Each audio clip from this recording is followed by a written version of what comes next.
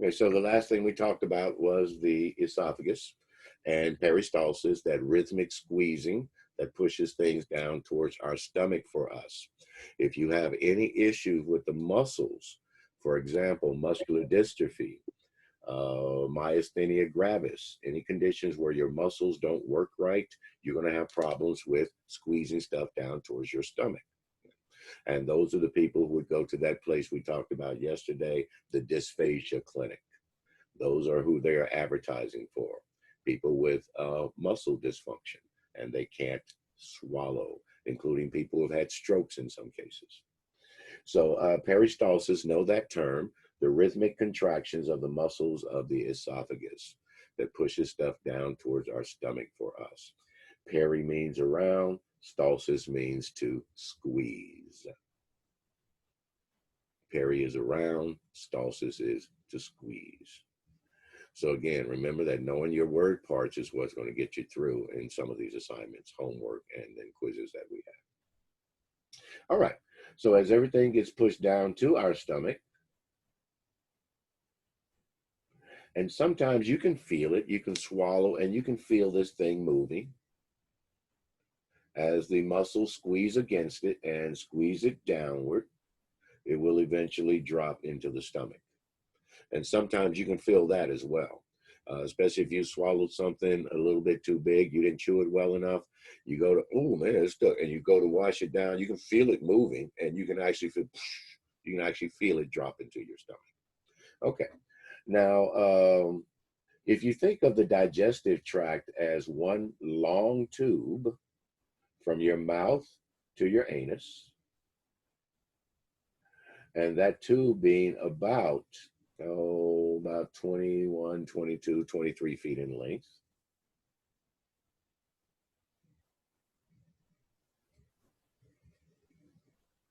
Then the stomach would be oh, come on. I had to shut the computer down yesterday, so it's going to take a little bit longer. A wide tube that runs from mouth to anus. The stomach is going to be a wide spot in that tube. You see the tube right here? And the stomach is just a part that bubbles out over there, okay, and allows things to delay or pause within the tube for a little bit, where it can just sit there for a little while. All right. I just got to correct my picture. Anyway, I can't help it. I'm OCD like that. All right. So anyway, the stomach is just a wide spot in this tube that passes through us, and where things can sit for a little while. Think of it kind of like a rest stop on the side of the highway. Things just get to sit in here for a little while before they continue their journey. And what's going to happen inside there? All right.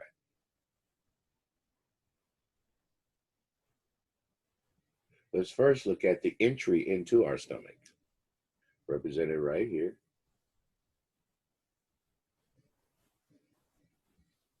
This is called a sphincter. If you actually looked at it, of course it's sliced in half here, but it's a round muscle, a sphincter.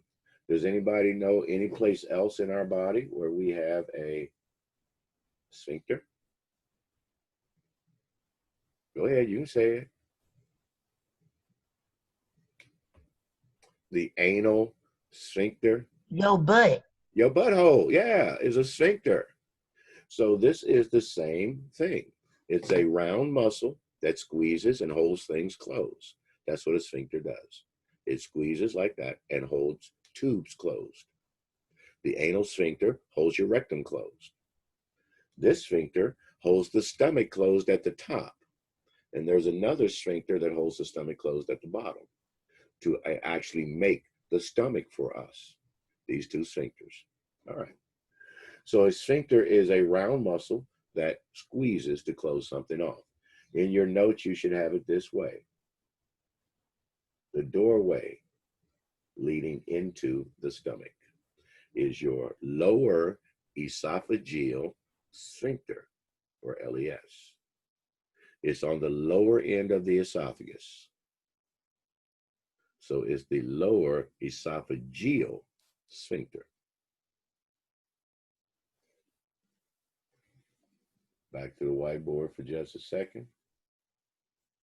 And it is right here, the doorway into the stomach.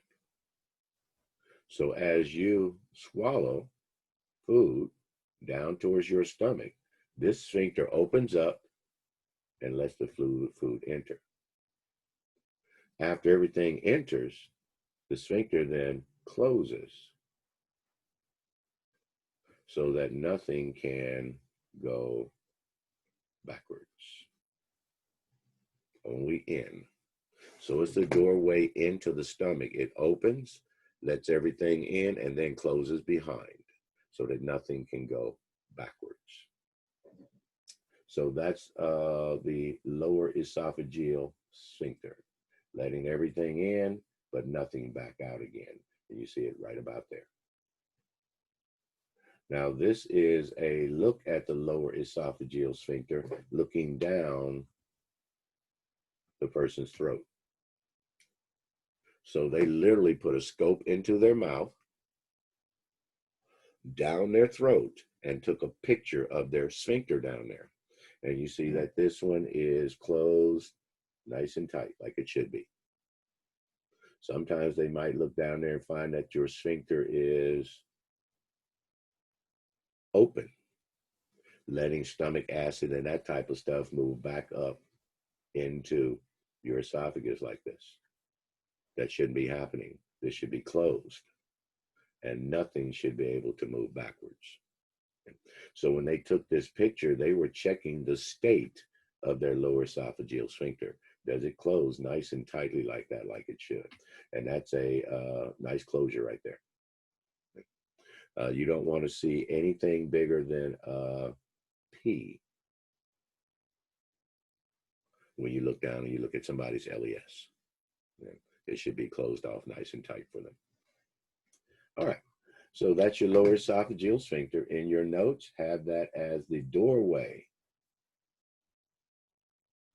that leads from the esophagus, or the doorway that leads into the stomach. All right, so let's look at the stomach itself. And you see the shape.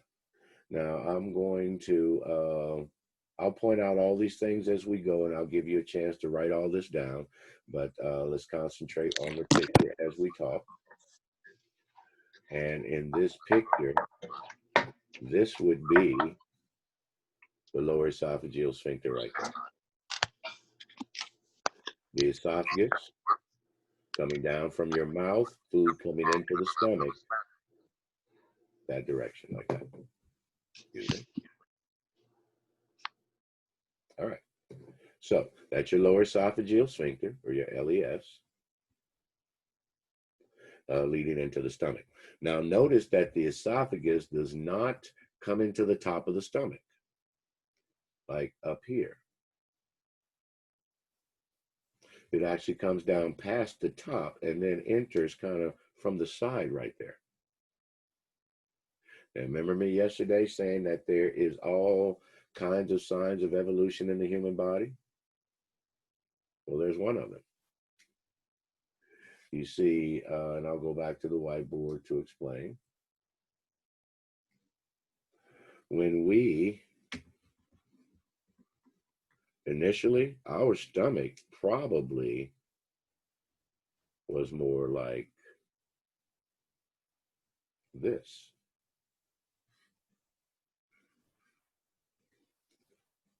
But over the years of eating processed foods that cause a lot of gas and fizzing in our stomach, and gas bubbles rise to the surface, but the LES doesn't let them leave. So what happens then?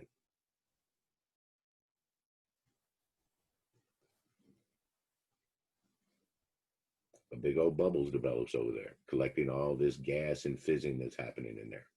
And as a result, the lower esophageal sphincter now is at the side of the stomach, and that instead of at the top like it used to be.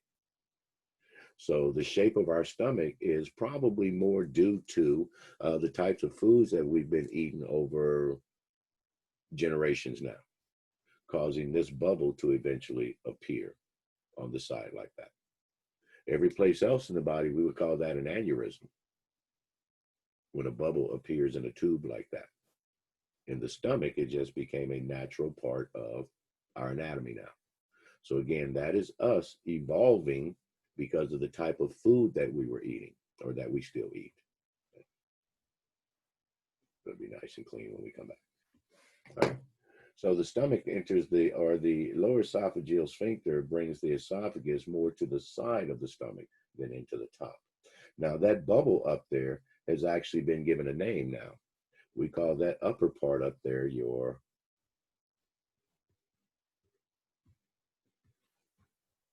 fundus. It's how that's pronounced.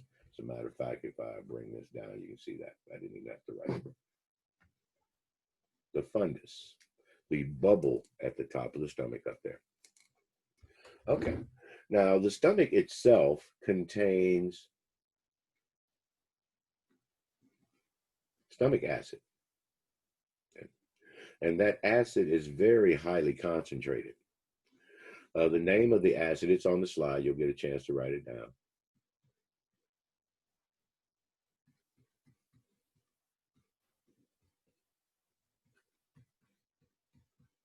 Hydrochloric acid. Hydro means water, and chloric refers to chloride, one of our electrolytes. We suspend the chloride in water, and that creates acid. And that acid is very highly concentrated. So concentrated that if you got it on your hand and let it sit there, it would actually burn your skin. I mean, not like 3rd degree, but you get like a little 1st degree burn on your skin right there if you let the acid sit there. So this acid will dissolve most things that get into our stomach. Is anybody familiar with the pH scale? The pH scale is a way to express the acidity of a fluid or how acidic a fluid is. The pH scale goes from 1 to 14, with 7 being in the middle. The more acidic something is, the more it goes this way on your pH scale. The more alkalinic, in other words, the stuff that actually neutralizes acid, would be this direction. And 7 is the pH of water. So as we research something that has a pH of, for example, 3, would be acidic. The lower you go on this scale, the more acidic something is. Now, y'all have heard that have y'all heard that Coca-Cola can be used to clean battery terminals? Have y'all heard that before? Yeah. Coca-Cola on the pH scale is about 1.5. Yes. It's pretty acidic. Stomach acid, 1.3. So the acid in the stomach is more acidic than the Coca-Cola. You could actually throw up on the battery terminals and clean them just as clean. Okay. If you don't have any Coca-Cola around, just and scrub them off. All right. So anyway, that's also why people who throw up a lot, like bulimic people, going to ruin their teeth. Because as this acid constantly passes over the teeth, it erodes away the enamel. Is that like what the phlegm is when you throw up? That clear stuff? Phlegm, you might be using the wrong word. Phlegm comes from our lungs. That's stuff that we cough up. Oh, okay. But throwing up, yes, you're going to have some stomach acid in there. And it might look bubbly and fizzy to you. When you like yellow stuff look like when you throw up? Yes. Yellow. Yes, most and often it burns. It's be like yellowish in color. So like yellow bile. And it's going to feel like it's burning as it's coming through. Now, don't use the word bile. Bile is something different. We'll be talking about that because some people do throw up bile occasionally. But so don't mistake stomach acid with bile. They're two different things. But the stomach acid is very acidic. And if you're throwing up a lot, yeah, it's going to damage these structures, including leading up to throat cancer or esophageal cancer in people, okay, because they're constantly exposing their esophagus to this acid. Okay, so that is the pH scale, and just kind of illustrating how acidic the stomach acid is that's in our stomach. Okay, so now if that acid is so acidic, what keeps it from burning the stomach itself, Mr. Mahone? Oh, I'm glad you asked. The stomach has a protective lining. You can barely see it, but there it is. Can I change the thickness of this? Let's see.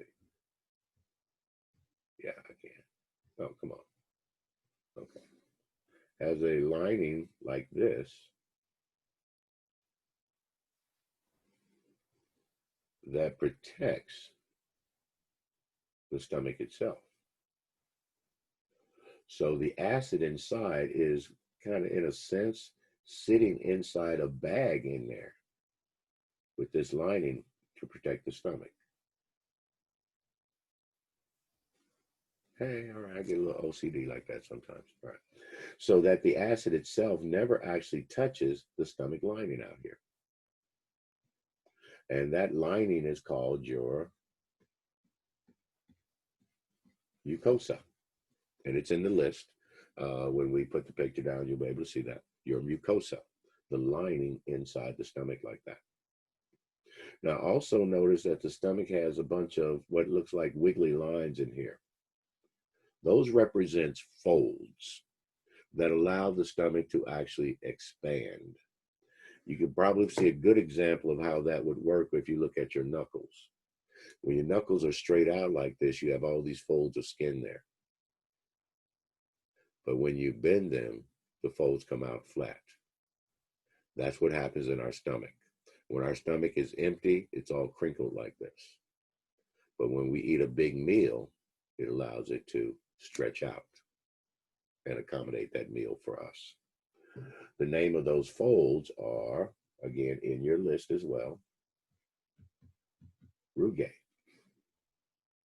The folds inside the stomach that allow it to expand, the rugae. So all those little crinkly folds in there. Okay. Now, what do you think would happen to you if this acid ever came in contact with the stomach lining? What do you think would happen? Anybody? Now, if I use the eraser, Ulcers, we get sick. probably going to erase the whole line. Yeah, I knew it. Okay, so let's do it like this then. You would get sick? How would you get sick? You get ulcers, Ah, sores. you see where the acid is actually touching the stomach lining right there? That's going to start to erode away the lining. And you're going to end up with a, oh, look at all these colors. Oh, okay. I'll just use that one. A ulcer right there. A sore. The acid is actually burning your stomach right there because the mucosa has been damaged or gone. So what could damage the mucosa that allows the acid to actually touch the stomach? Well, a couple things. One is a bacteria. The bacteria that causes most, and let's do this, I want some place to write. Still getting practicing with the pen about bringing up things. Okay.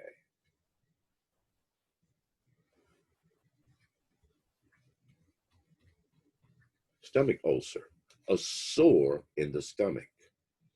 Has anybody ever seen a decubitus ulcer or a bed sore? If you have, the same thing is happening inside their stomach because the acid is eating away the stomach lining. They have an ulcer in there. In this case, it is a TRIC, a gastric ulcer. Remember that word we were looking up in the homework yesterday? Gastric, pertaining to the stomach, a gastric ulcer. Now, things that cause this to happen, for example, a bacteria that destroys your stomach lining. Get this stuff in your stomach, and it's going to lead to stomach ulcers. The bacteria is called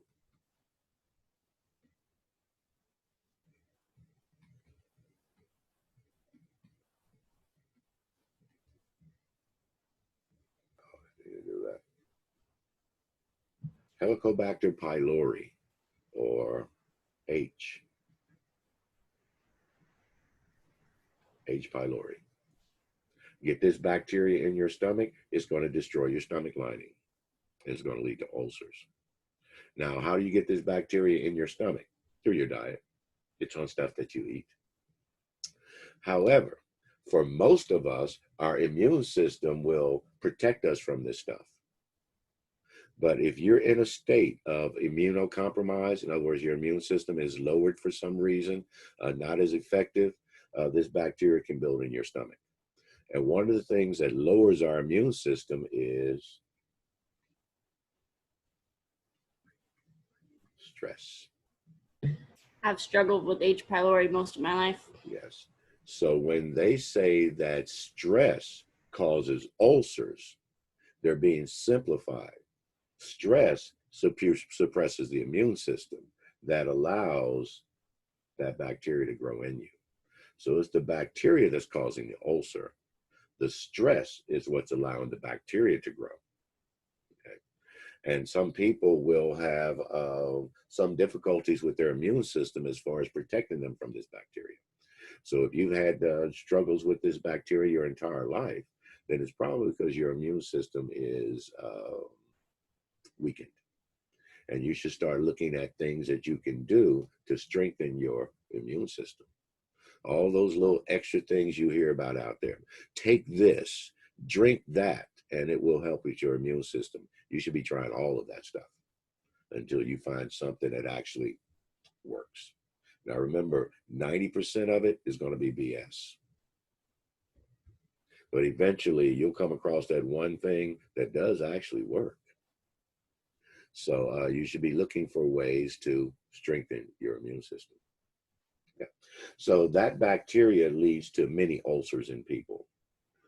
There is another thing that you can do that's going to cause ulcers in you, or can cause ulcers in you, other than that bacteria.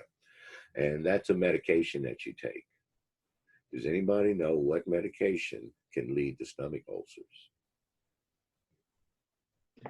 Ibuprofen? Close. Medicine. Acetaminophen? I thought it was too. Ibuprofen and naproxen. Probably no. Close, Pain medicine. Close. Everybody's in the right arena.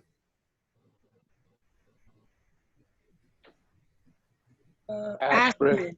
Aspirin. All right. Now, how does aspirin cause ulcers? Well, let me show you the actual name for aspirin. You might remember this from the last module. We didn't pay a whole lot of attention to it, but we did mention it a couple times.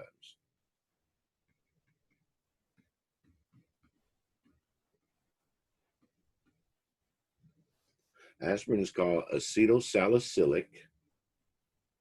Ready? Acetylsalicylic acid. Aspirin is acid. Now, the mucosa in our stomach protects us from hydrochloric acid. You put another type of acid in there, and there you go. The mucosa doesn't protect our stomach from this type of acid. So what happens in us?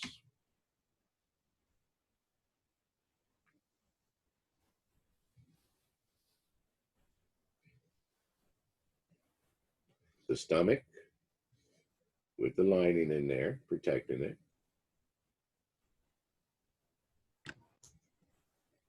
Now you swallow an aspirin tablet. The aspirin tablet will stick to the mucosa like that. And it will start to eat away the mucosa. And eventually make its way to the stomach lining. And there you have a ulcer now. But what about people like me who have to take aspirin every day? because aspirin has a very important effect for me. And we'll talk about that effect when we do the heart and the blood. So I take aspirin every day. So how do I keep from getting stomach ulcers? The type of aspirin that you take. I take an aspirin that is coated.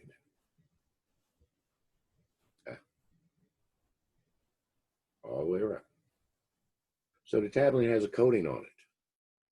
And that coating does not wear away until the aspirin leaves the stomach. The coating wears away, and now the aspirin can be absorbed. It never gets a chance to stick in my stomach as long as it's coated like that. That coating is called enteric coated.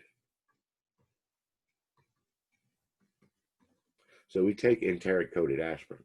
Why enteric? Entero means intestine. So enteric coated means that this coating is not going to wear away until it gets into the intestine, protecting the aspirin from coming in contact with your stomach or this mucosa in there the whole time it's in there. It passes through, the coating wears away, and then the aspirin can be absorbed. That's enteric coated aspirin. We actually have another name for this stuff. Does anybody know the other name for enteric coated aspirin? You've heard it before. Baby aspirin. So when that 250-pound man is sitting across from you and you say, Mr. So-and-so, are you taking any medications? And they say, yes, I'm taking 85 milligrams of baby aspirin. And you say, Mr. baby Mahal. aspirin, why don't you take adult aspirin? Adult aspirin causes ulcers. Yes, Ariana. Okay, so my grandpa has diabetes, and whenever his blood pressure is too high and he has like a headache and stuff, they always tell us to give him BC powder, like aspirin in a powder form. Mm-hmm. Does that cause ulcers? I don't know. This is a conversation you need to have with the doctor. And again, again though, I'm taking aspirin every day. Okay, yeah, he doesn't. It only happens when his blood pressure is too high. Right, so this is not an occasional thing. People take aspirin occasionally. This probably won't be an issue for them. But when you see on television, you might see commercials that say to ask your doctor consult your doctor before starting an aspirin regimen. A regimen is when you do something all the time. So if you're going to start an aspirin regimen, you're going to be taking aspirin every day. We want to talk to our doctor first so that we can tell you what type of aspirin to take. Regular bare aspirin out the bottle, yeah, that's going to cause stomach ulcers. We want you to take enteric coated aspirin.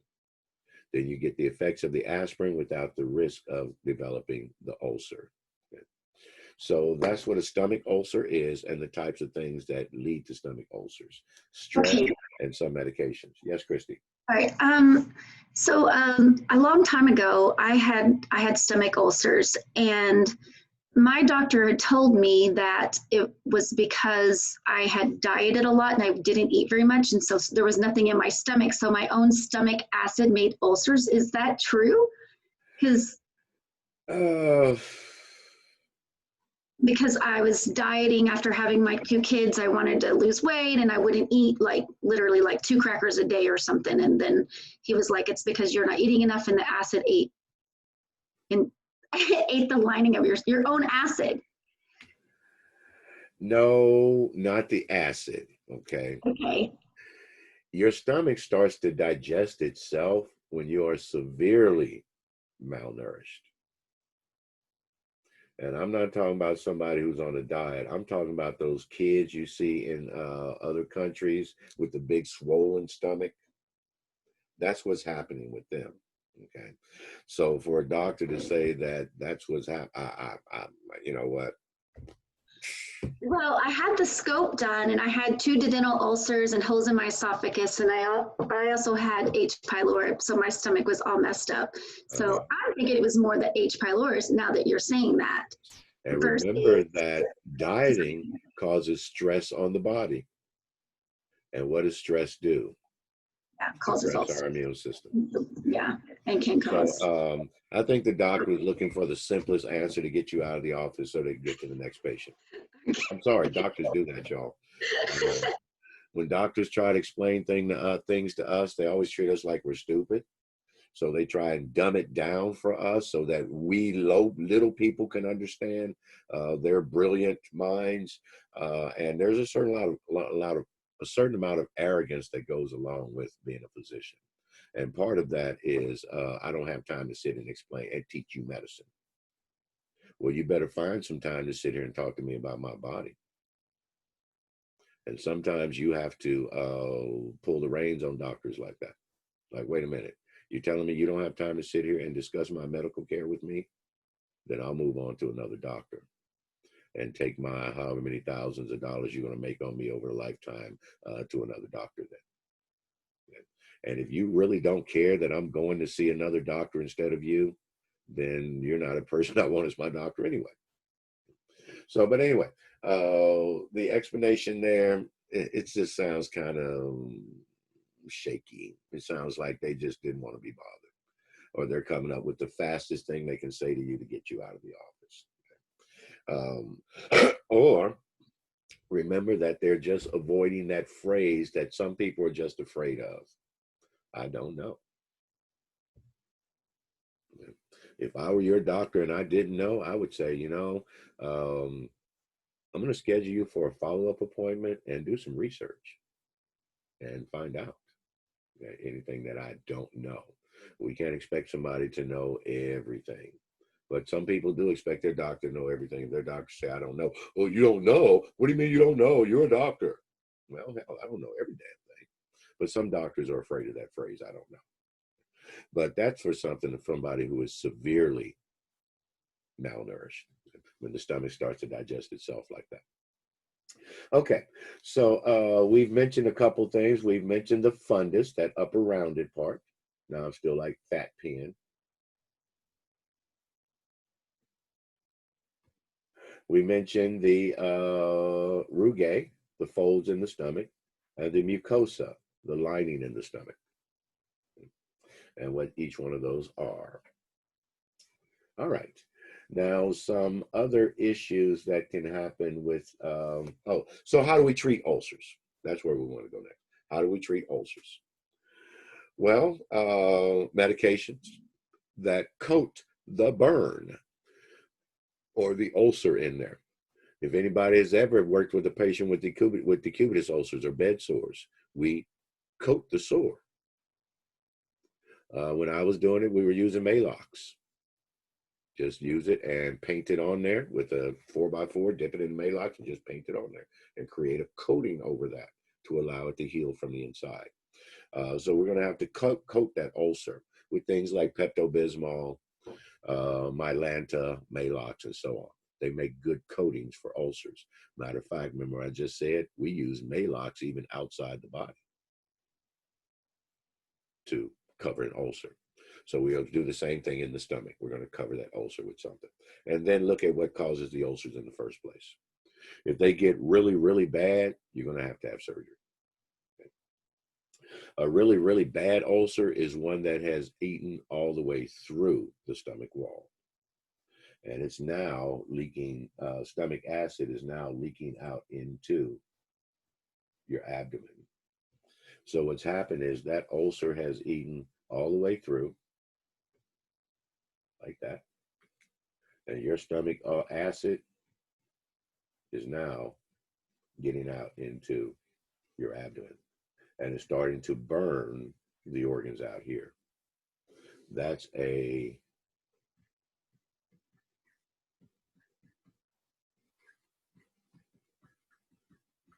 perforated ulcer. It's perforated through. A perforation is a hole. You can have like perforated drapes that we use to like cover something so that only the part we need to work on is exposed. That's a perforated drape. So a perforation is a hole or an opening in something. And a perforated ulcer has gone all the way through. Now, again, we need to get in and fix this. surgerize to close and fix whatever damage happened out here. But this can get to the point where it could actually kill you in just a few minutes if you have this happen to you in just the wrong spot of perforation. And let me show you the spot. There is an artery that comes down from our heart. We'll be looking at this artery when we do the heart and the blood vessels. And that artery carries blood to the stomach. Now, it doesn't carry blood into the stomach. The blood vessels go around the stomach like that. And they service the stomach itself, all the muscles out there and so on. But it does come right up to the stomach wall right there. And then the branches spread out around the stomach. If you Excuse have, me, is that yes, what you call a bleeding ulcer, though? a Is bleeding ulcer, that what you yeah. call a bleeding ulcer? Ulcer? All ulcers can bleed. So Okay. when they say you have a bleeding ulcer, what they mean is you have an ulcer that's bleeding. No matter where the ulcer is, it can bleed. And if Okay. yours is doing that, they call it a bleeding ulcer. But this one right Okay. here, if you have an ulcer that happens right here, where that artery comes up to the stomach, now the blood coming down your artery will go right into the stomach and then right up out your mouth. So your heart is literally pumping blood into your stomach and out your mouth. And you're only going to survive a few minutes like that. The worst one I had, the guy came in the emergency room. I was sitting at the front desk that day. And whenever, the big door opens, you hear the door slide open. And the desk was like sideways to the door. So you would lean forward to see what's coming in. Okay, somebody coming in. And they had this guy, two guys was bringing this dude in. They had him under each arm like that. And he was wearing a white shirt that was just covered with blood. And as I grabbed my gloves and got up and got over there, by the time I got there, he was dead. They were sitting at home watching a football game on a Sunday morning, and boom, the ulcer just blew right then. So he had a little thin, eating away. And while they were watching that game, boom, it ate all the way through. Blood started running into his stomach and out his mouth. They lived on base, so they were only like 5 minutes from the emergency room. They say they grabbed the guy, dragged him to the car, jumped in the car, and drove in here as fast as they could. So it probably took them about 5 or 6 minutes to get to the building. And he was dead by the time they got there. So it can kill you very quickly if your blood is being pumped into your stomach and then right out your mouth. So if you have a perforated ulcer right next to your, there's that word again, gastric artery. Have a perforated ulcer right next to that, and yeah, this could kill you very quickly. So there's that word again pertaining to the stomach, gastric. All right.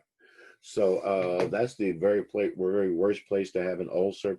Other people, most of them will occur in the stomach or in the first part of your intestine down here. People often develop ulcers right down there in the intestine as well. Okay? So either in the stomach or in the intestine. If you have it in just the wrong place, yeah, it could kill you. And that's how unlucky you are. This is only a small space on the stomach. A spot maybe about the size of a dime. All that stomach, and you happen to have an ulcer right there at the worst spot, about the size of a dime. All right, so that is a little bit about ulcers. Now, what do you think would happen to you if your lower esophageal sphincter, the sphincter right here, is not very tight? If it pulls open for some reason while you have food in your stomach that's sitting there breaking down in the acid. What do you think would happen if this thing were to open up suddenly? Now, first of all, think about this now. You have an acid level, say to here. You eat a quarter pounder, large order fries, large soda, apple pie, and you drop all that stuff in your stomach at one time, what's going to happen to the acid level in there? It's gonna come out. Think about it like if you have a coffee cup filled to the top and you drop a golf ball in there, what's going to happen? It's going to push the volume up. And what happens if you drop a big meal in here? It's going to push your acid level way up. Now it's very close to your lower esophageal sphincter. If acid splashes onto the sphincter, that's going to irritate the sphincter and cause it to open. Now that acid is moving out of the sphincter, and it's actually burning your esophagus right here. Because the esophagus doesn't have a mucus lining in it. Any acid gets out there, it's going to burn the esophagus right away. And since your heart sits right here, literally right there in that spot, that's what we call heartburn. It's burning the esophagus right next to the heart right Am there. I the only one something's going on? What do you mean going on? Okay, burning the esophagus right there. And that is heartburn. And it's literally burning you. And it's burning the tissue right there. All right, so what are some of the things that can cause this to happen in you? Number one, eating large meals. You fill your stomach up like that, the acid splashes on the sphincter opens, the acid moves through. The next thing, or another thing that can cause this to happen in people, is the way you sleep. And this is why a lot of heartburn happens to people at night while they're in the bed.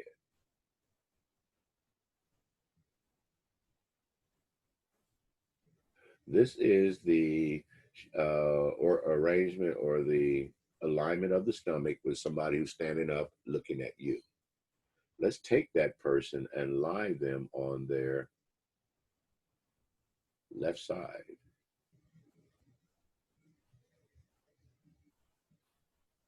And their stomach will be situated like this. Now, if you're laying on your left side at night, here's your acid right here. Because gravity is pulling it down that way. Now, you see what happens? The acid is against your lower esophageal sphincter all night long, causing that sphincter to get irritated, open, and boom, there's your heartburn. So the position you lie in at night when you sleep can lead to heartburn in people. Now, what if you lie flat on your back when you sleep? Anybody do that, lie flat on your back? Okay, remember all of this right here, your stomach, gravity is going to pull it down towards the bed. That's going to squeeze the stomach and push your acid up towards the esophageal sphincter again. So when you're lying down flat on your back, the pressure of the abdomen pushes down on the stomach and pushes the acid level up and causes what can lead to heartburn. Now, what if you are pregnant?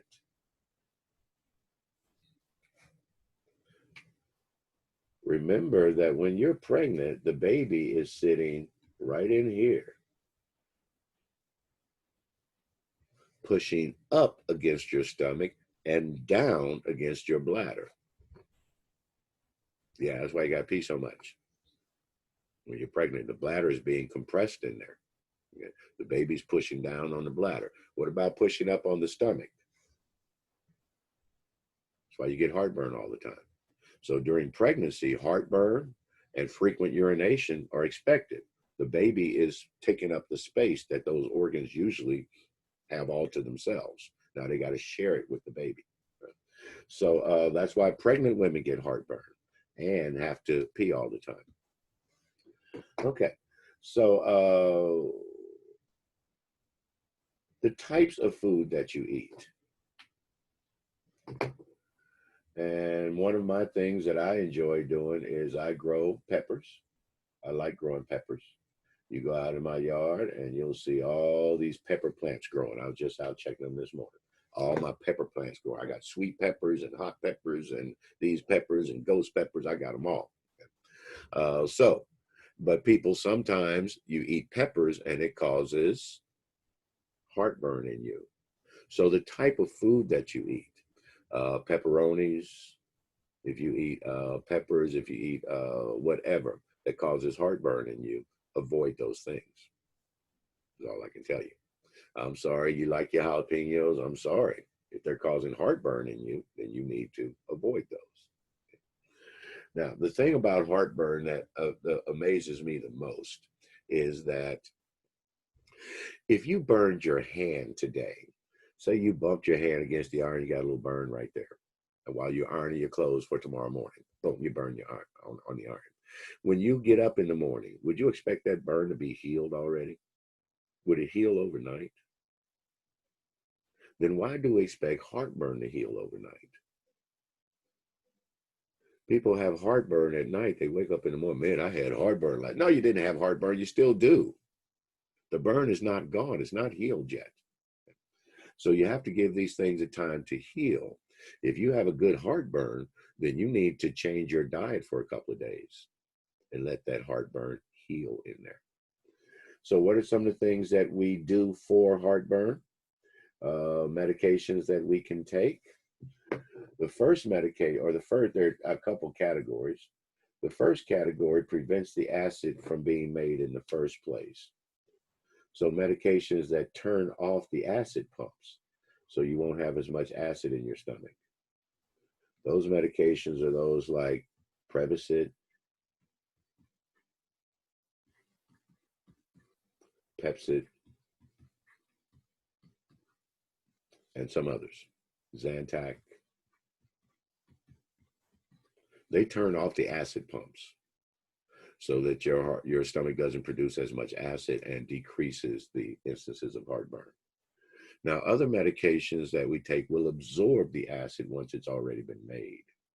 So medications like Mylanta, Maalox, Pepto, Tums, those all absorb acid. So depending on your regimen. Since I have just history of heartburn in my life, I take a drug called ranitidine.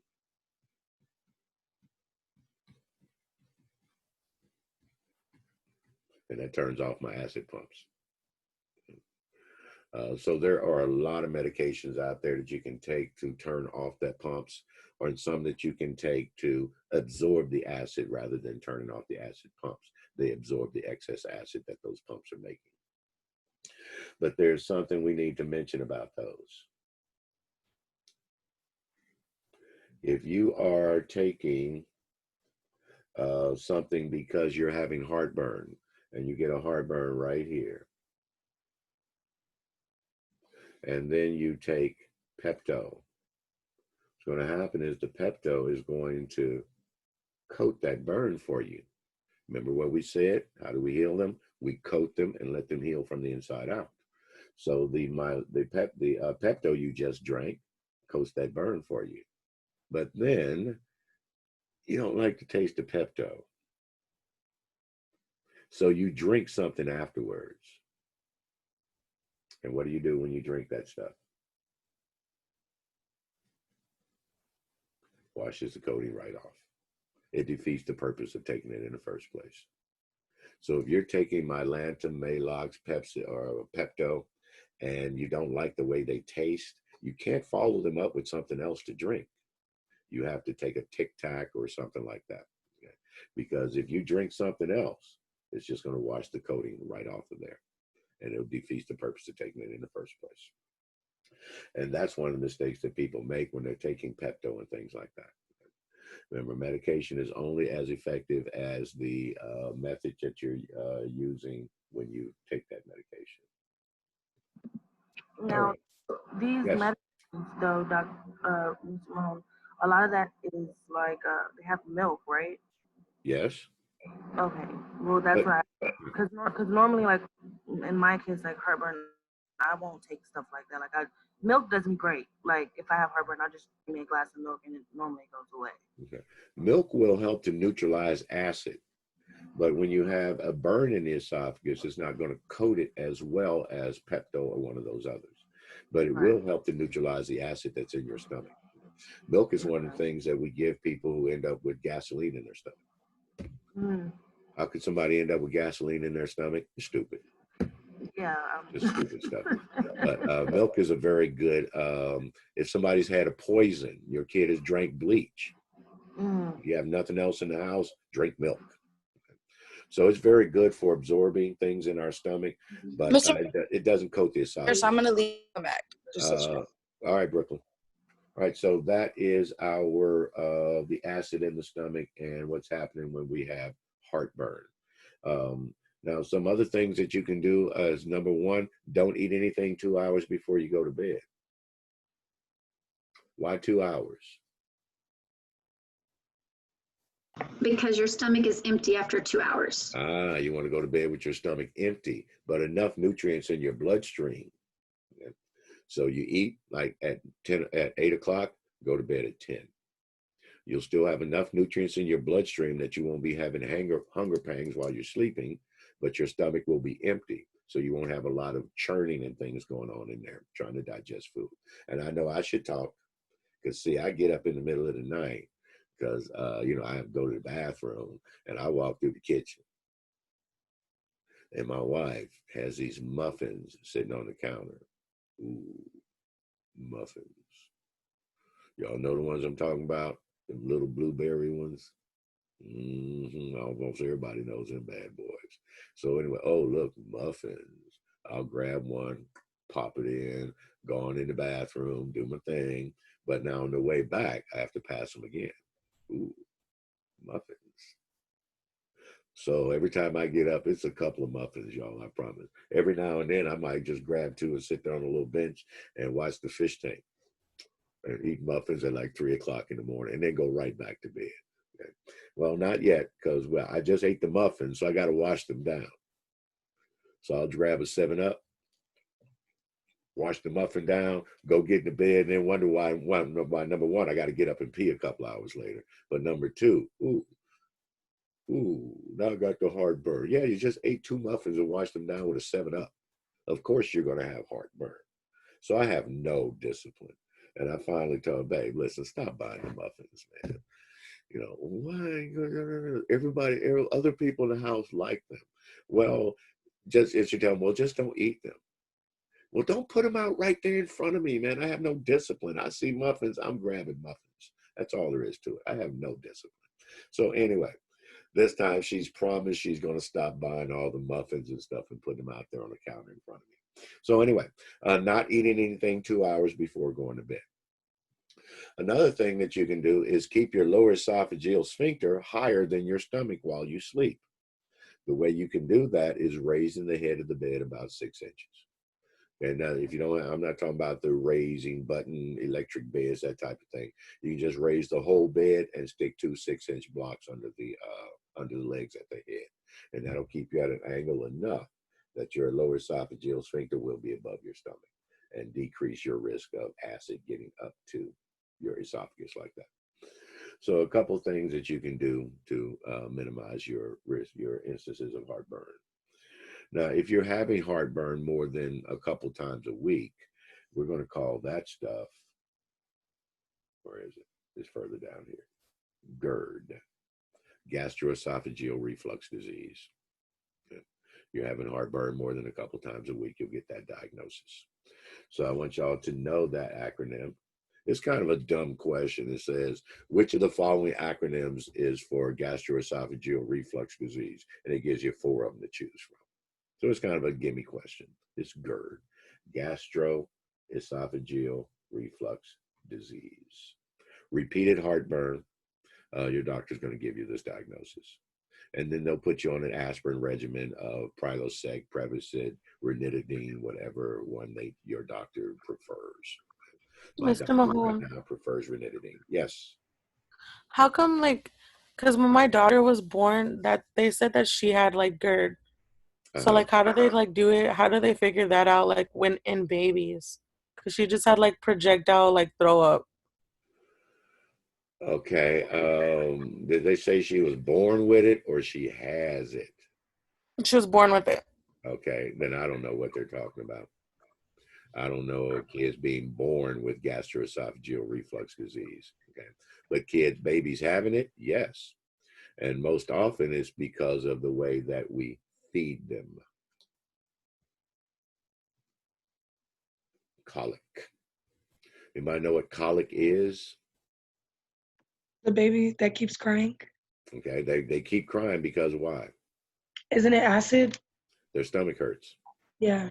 And it's the worst thing in the world. Why does their stomach hurt? Okay. When a baby is colicky, what's happening is in their stomach,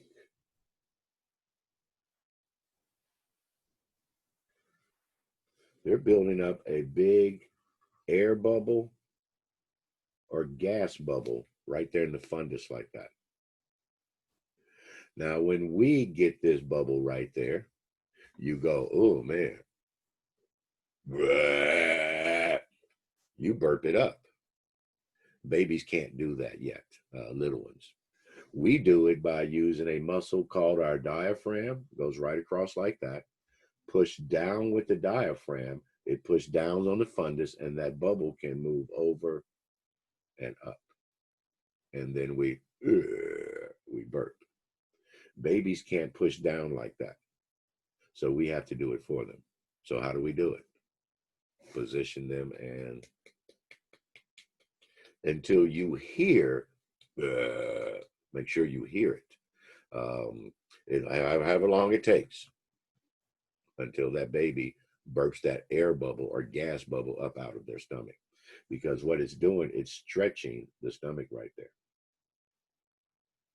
How does that lead to GERD? You stretch the stomach this way, it's going to pull your lower esophageal sphincter open and allow the acid to get up there. So most often in babies, colic will lead to heartburn or gastroesophageal reflux disease because the air bubble is stretching and pulling their sphincter open, allowing things to move through there. So how do you prevent colic in babies? How you feed them. Remember that most babies need to be fed in an upright position. Don't let babies lay on their back, sucking on the bottom. You need to have them upright. How much you feed the baby. Just because the baby's hungry don't mean they need to eat. Or just because the baby's saying, I want something to eat, don't mean they need to eat. Kind of like our dog, who's always in our face. Just finished eating and right there in your face. Dog ain't got no shame, y'all. They just like look at you while you eat. Like, well, stop looking at me. That dog gets on my nerves. He ain't got no shame. He's just standing there and just eyeball you. Okay. So feeding babies too much. Letting babies suck on the bottle after it's empty. They're still pulling air into their stomach the whole time. So use the bottle that has the collapsible bag in there, or take the bottle. Make sure you're diligent about taking the bottle away from them when it's empty. Never let a baby suck on the cap of the bottle as a pacifier. I've seen people do that before. They just take the cap off the bottle and let the baby suck on that. They're sucking air into their stomach the whole time because there's a hole in there. Pacifiers should be solid rubber. And then watching what you're feeding the baby. Now, remember, too, that if you're giving a baby milk and that baby is constantly crying, colicky, take them off the milk. They may be lactose intolerant. And that's the first thing the doctor should look at. When you bring a baby in that is just colicky all the time, the first thing the doctor's going to tell you, change their diet. Are you giving them milk? Change them off from the milk. Give them Similac or some other form of food and see if that helps. If that doesn't help, then we'll look at how you're feeding the baby and so on. Or is there a congenital issue with this baby? Was the baby born with a hole in their stomach or a hole in their esophagus or a incompetent lower esophageal sphincter? It doesn't close all the way like it should. We'll start looking at anatomical reasons for this happening. But first, let's try changing their diet and see if the baby might be lactose intolerant.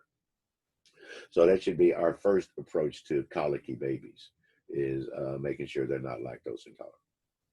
What's on here? All right. Now, something you need to take away from here, from this slide, is that the pyloric sphincter is the doorway that leads out of the stomach. It's right down here. The lower esophageal sphincter up here, the pyloric sphincter down there, both of them squeeze together at the same time, makes the stomach. The doorway in and the doorway out. Open stuff in. When everything is finished breaking down after about 2 hours, let everything out. And we'll talk about where it's going here, here in a few minutes. All right, so that's our pyloric sphincter, because this part of the stomach down here is called the pylorus.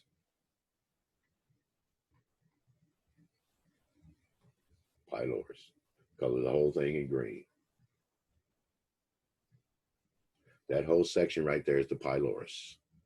Therefore, the pyloric sphincter holds that section closed. Nothing can leave the stomach until this sphincter opens up and lets everything flow out into your intestine. All right. So the doorway that leads out of the stomach is the pyloric sphincter. Now, just so that the rest of these terms are, we've talked about them at least. We've mentioned that this part of the stomach is called the fundus. The next section, that middle section, is the body, and the lower section is the pylorus. The fundus, the body, the pylorus. The pylorus is also nicknamed the antrum. That's why the word doesn't appear on that list. The fundus, the body, the antrum, or pylorus. We mentioned what the rugae are, and the mucosa are. The rugae are the folds, the mucosa is the lining. Pepsin is the name of the a protein in the acid that actually helps to break down proteins. Is pepsin, a substance in the acid. And then we've mentioned the hydrochloric acid. The only test question here is the pyloric sphincter, the doorway that leads out of the stomach. So that the lower esophageal sphincter leading in, the pyloric sphincter leading out of the stomach.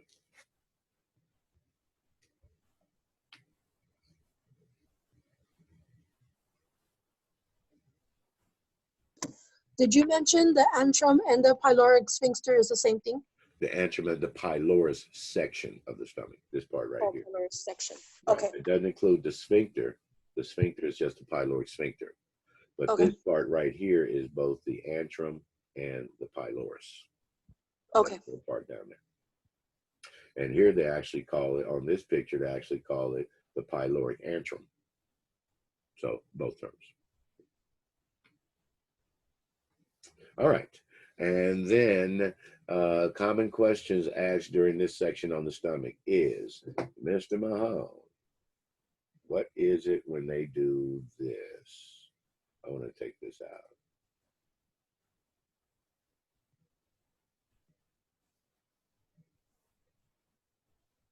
All right. So let's get us a stomach in here. And so, Mr. Mahone, what is stomach stapling? I'm glad y'all asked. I get a chance to draw the stomach again. Oops. All right. So what is stomach stapling? Or fundoplasty? See the word part in there? Fundus. What do? Close off the fundus. Staple it or put a rubber band around it. The rubber band goes around just like this. Just around that section. And we call that a lap band. What it does is squeezes off this part so that nothing can get over there. And it makes their stomach half the size. So they can't eat as much. Now, whether they use staples or whether they use a rubber band, it's the same thing, fundoplasty. Cut the stomach size in half. All right. Now, people who have this, what they don't think about or realize is that if you're doing this to lose weight, remember that you're going to have some lifestyle changes as well. Too much, we want to go to the doctor and say, doctor, put this on me, and the pounds will just melt away. No, they won't. I worked with a guy who had one of these, Mr. Coles. He taught the medical assisting club at Kaplan. And if y'all have ever seen the Kaplan on 410 and Ingram, they changed the name to Brightwood after a while. But right next door to that building is a Denny's. And this man used to come into work every morning. He'd go into the Denny's and he'd order that big deep dish breakfast thing with the bacon and the sausage and the eggs and the gravy and the biscuits and all of that in that one dish. And he would stir all that up and sit there and just eat that whole thing. And then get up from the desk and go, ooh, I think my lap band is slipping. No kidding, Dick Tracy. Look at all that food you just put into your stomach.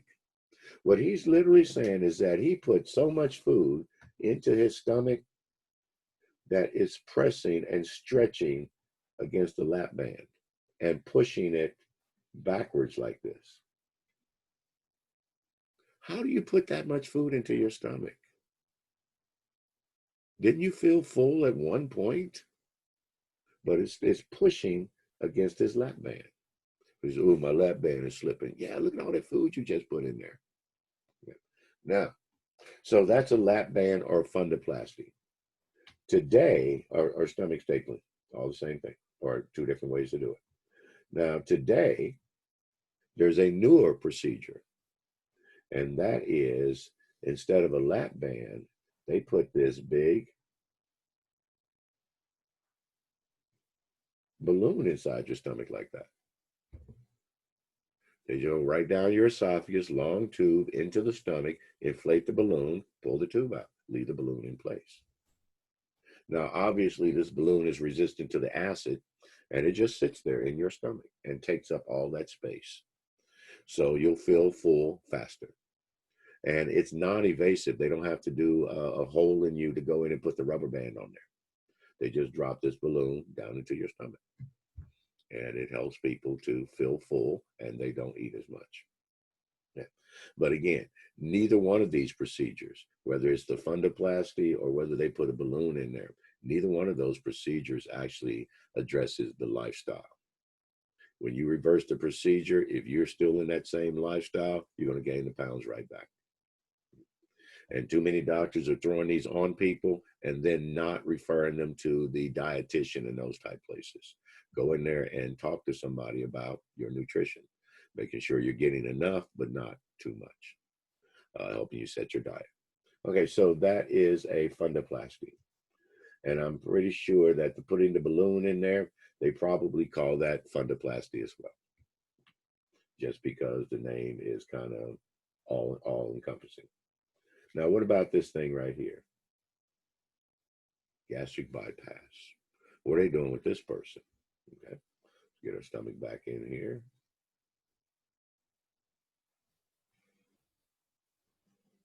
All right. When they're doing a gastric bypass, they are literally cutting off the stomach right there at the pyloric sphincter. And up here, they make a cut kind of like this. And they take away more than 90% of that person's stomach. They don't take it out, they leave it there. They just suture all this so that nothing can get into the stomach. They suture all this down here. And then they take this part, the intestine, and they bring it right up and attach it to the stomach like that. I erased my whole stomach. Doggone it. Let's see. All right. And so this is your stomach now, right there, that little spot. All of this, it stays in the body, but it doesn't get used. and their food flows to their stomach and then into their intestine. People that have had this said, man, they eat a cracker and they feel full because the section they leave you is very, very small. And I'm not exaggerating, y'all. It's very, very small. What's Their the intestines recovery pretty time full. for them, like doing all that to your stomach?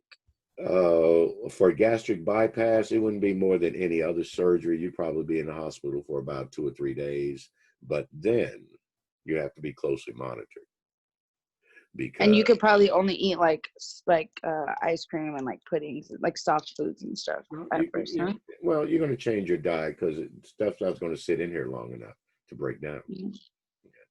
So yeah, you're going to go to more of the foods that have already broken down a lot, like puddings and that type of stuff. But the key here is that they're going to feel full very, very quickly because they only have the stomach the size of one pad of your thumb. Anything will fill that bad boy.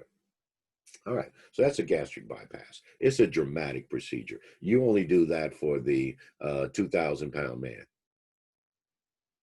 or the 1,000-pound man. You don't do this for average people out there in the world. Their life has to be in the balance. If we don't do this, they're going to die, type thing, before they'll do a gastric bypass. Now, I had one patient. Have y'all ever seen those shows like the 1,000-pound man? The one I'm thinking about is the one where they had to knock down the wall in order to get that guy out the house. Yeah, it's like My 600-Pound Life or something like that. Yeah. Okay. One day in Oklahoma, we were told that we have a lady down at the civilian hospital. Our job is to go down there and pick her up, take her out to the flight line and get her onto an airplane because they're flying her down here to Wilford Hall. They didn't tell us what conditions or anything, just you have a transfer. So we drove out to that hospital to pick this lady up. We went up to the ward, and that lady had to weigh 600 pounds. She had to, just by looking like, oh, wow, okay. Now, how are we going to do this? Because she had all her tubes and all that, so this was a real transport. She had IVs in, she was on oxygen, so this was not put them in a chair and roll them out the door thing. We had to take the gurney and everything. So we're looking at this lady, and my first thought was that our gurneys won't hold her. The gurneys for the ambulance are rated up to 300 pounds. If we try to put her on one, she's going to be hanging off the side. The thing's going to break. So we had to figure out what are we going to do. So we went back to the ER and we got the rugged gurneys, the ones you use to go off road down for a car down in a ravine, something like that. We call them our 4-wheel gurneys. And we took 2 of those because those are only rated to 400. So we took 2 of those and strapped them together. It was like, okay, we should be able to make this work. But she won't fit on the ambulance.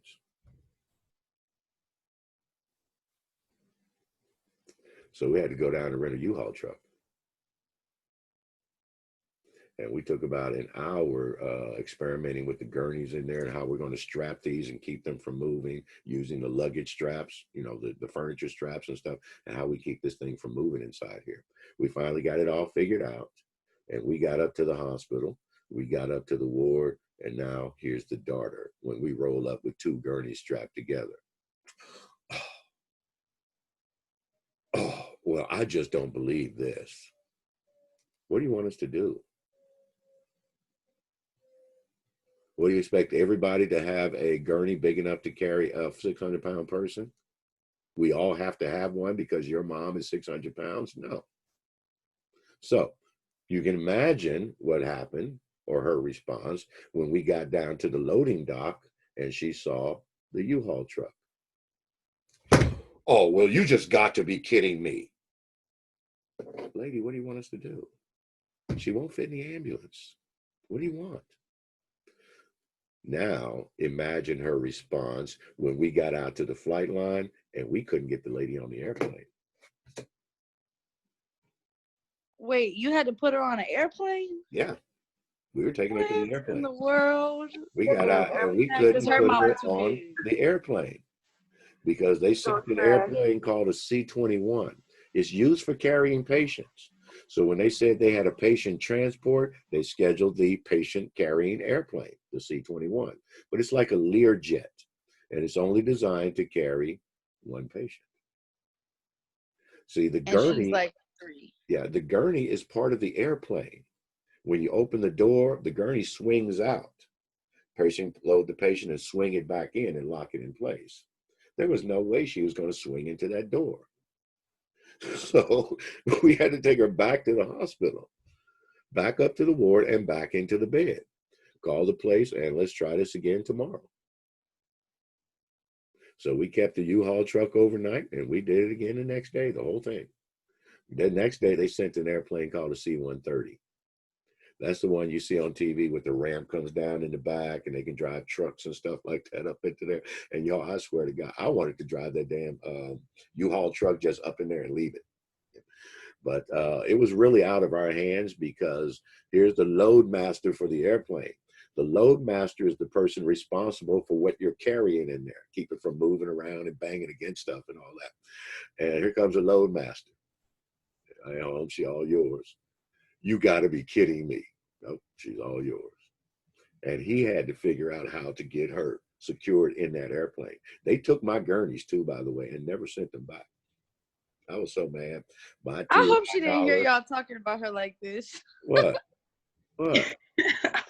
I hope that woman did not hear y'all. Oh, no, no, no. We're more professional than Not that. the I mean, truth. yeah, I yeah. mean, it's the truth. Mom, you know what you be Talking doing. about you got to be kidding me. What? No, no, no, no, no. This was not this, that guys. That no, we're not that unprofessional.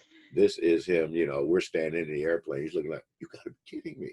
No, dude, sorry. You know, do what you got to do. I'm out. Send the gurneys back when y'all are done with them. Come on, man. Let's get the hell out of here. We've been working on this for 2 days. Let's get the heck out of here before they find some other reason they can't take this lady. So anyway, and what was she being sent down here for? Gastric bypass. Lose weight or die. I hope she good now. I don't know. I didn't track it. I didn't pay attention. I just kind of, all right, she all yours. But when I tried to get my gurneys back, they didn't know what I was talking about. I'm like, man, well, y'all took my gurneys. Sorry, Holmes, da da da. So we had to order new gurneys. And of course, my boss was upset with me. Mom, how you let them just take your gurneys? Boss, what'd you want me to do, man? Tell them they had to, you know, come back with 2 gurneys. No, I let them get this lady out of here. So anyway, that's fundoplasty and gastric bypass. They're dramatic procedures, but they don't address the lifestyle. If you're not changing your eating habits, if you're not changing your activity levels, these things are not going to be the answer for you. Now, let's talk a minute about the 1,000-pound man. If they had to knock down the wall to get him out of the house, where's he getting all the food from? He couldn't get out of bed. So that means But he got big when he walked in that thing. no, he Enablers. Yeah, exactly that. Somebody's condoning that. he sit there and tell them, he said in the video, I eat 25 Hostess cupcakes a day. What? So he want to die. So he Now want he's to die. going out buying him 25 Hostess cupcakes a day. Exactly, because he can't fit through the door. Yeah, his wife. And we refer to that as enabling behaviors. Somebody who enables this in people. At one point, you should have stopped and said, you know what, I'm not buying you another cupcake, man. I'm sorry. I love you to death, but no, I'm not doing that. And I'm not going to sit here while you do that to yourself. So anyway, that is the stomach and all those major parts we wanted to talk about. So let's move from the stomach then. We've talked about GERD and what that is. So let's move from the stomach on this slide. And you can see the stomach here, leading into the intestine. Now, the intestine is going to have 3 main parts. The first section is just a C-shaped section like that. The middle section is all these folds right here.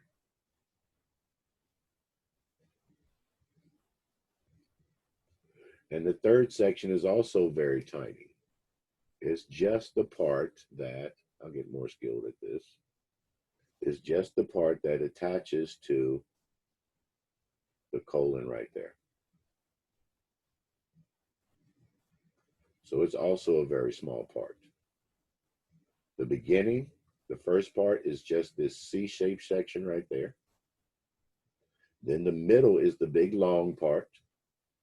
And then the end is just another small part. And they're called your duodenum or duodenum, depending on who you're talking to. I usually say duodenum because that's what I learned in school. Duodenum or duodenum. The middle section, the longest section is the jejunum. And the third section is pronounced ileum. Duodenum, jejunum, ileum. So does that mean, I'm sorry. Go ahead, go ahead. Does that mean that the ulcers I had weren't actually in my stomach? They were in this tube right here. They were duodenum. Yeah, they were in that tube right there, that first little section. What? And probably like right here. Yeah. Where the intestine attaches to the stomach. Because one of the issues is that, remember, this stuff that leaves the stomach, after about 2 hours, it's going to be in semi-liquid, about the consistency of pancake batter. And when it gets pushed out of the stomach, or when it drains out of the stomach, some of the stomach acid in there is going to get carried with it. And right at the first part of the intestine, some of that acid can cause those ulcers that happen right there. So everything leaves the stomach, again, about the thickness of pancake batter, moves into your intestines. Now remember, up until this point, the only thing that's happened is the stuff you put in your mouth is being made smaller and smaller and smaller. When it leaves the stomach, it's the smallest we can break it down. But it still hasn't been broken to base units yet. It's still just being making smaller and smaller and smaller. We haven't said anything about the enzymes or getting down to amino acids and so on. That doesn't happen until everything leaves the stomach. So up into this part of the stomach, everything is just getting smaller and smaller. You eat it up here, it's nice and big. You chew it up down into smaller pieces. Those smaller pieces get into the stomach breaks them down into even smaller pieces. And that's all that's happened so far. They've gotten broken down into the smallest pieces possible, suspended in liquid, and then pushed out into the intestines. And it's in the intestines where all the cool stuff starts happening, via these structures right here. These are called villi, and they are about the size of a hair.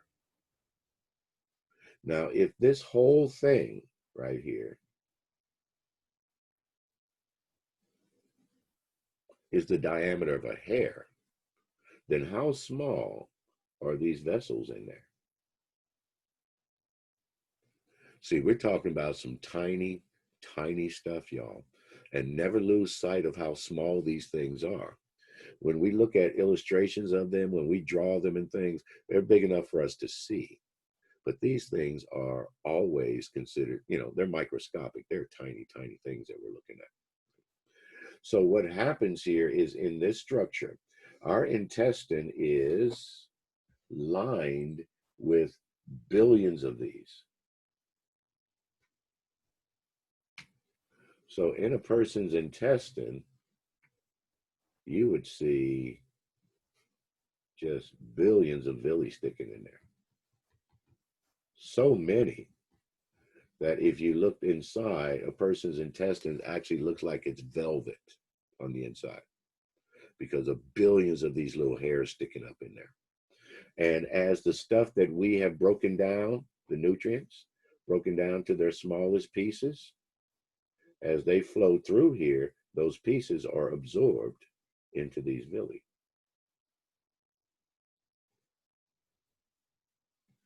Anything that we can't use will continue to pass through. And at the distal end, get converted into feces or compacted into feces. So all the useful stuff is pulled into the villis. And then the waste product continues to flow through, the stuff we can't use. Now, where are these villi attached, or where's this stuff going when it goes into the villi? It's going into those blood vessels that we just saw. These blood vessels in here.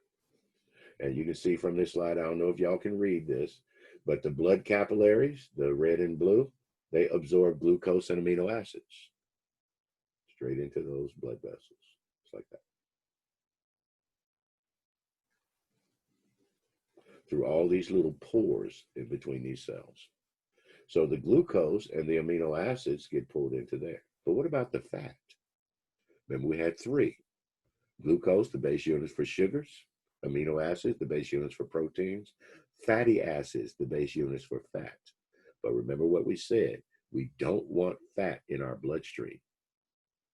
So the fat doesn't get absorbed into these blood vessels. Instead, the fat or the fatty acids, they get absorbed into this big brown looking vessel in the middle right there, attached to a system called our lymphatic system. We'll be seeing that as part of circulation. Lymphatic system, its job is to transport fats around the body because we don't want fat in our bloodstream. So the stuff that can be absorbed into the blood, the glucose and the amino acids, get absorbed into the blood vessels. The fatty acids are absorbed into this lacteal, this big brown vessel right there, so that we're not trying to carry fat through our bloodstream. It tends to block up stuff. Okay. So that's what the villi do. They absorb the good stuff and let the bad stuff flow on through there and become part of our feces. Fats are absorbed into the lacteals. The glucose and amino acids are absorbed directly into the bloodstream. Now, where are these blood vessels going, you might ask? They are not going to circulation yet. All of these blood vessels are leading to one place, your liver. All of those lead from the intestines right up into your liver. In the liver, final processing happens, and then they're put out into the bloodstream. So all the blood vessels from our intestines carry all these nutrients right up into your liver. Final processing happens, and then to the bloodstream. And that's why the liver is considered an accessory organ for digestion. Everything flows into here before it gets a chance to make it to your bloodstream. All right. So we'll get back to the intestines. We do a sample test question. And let's put this down before we move on, make sure we get everything. Sample test question from here is, list the sections of the small intestine in order.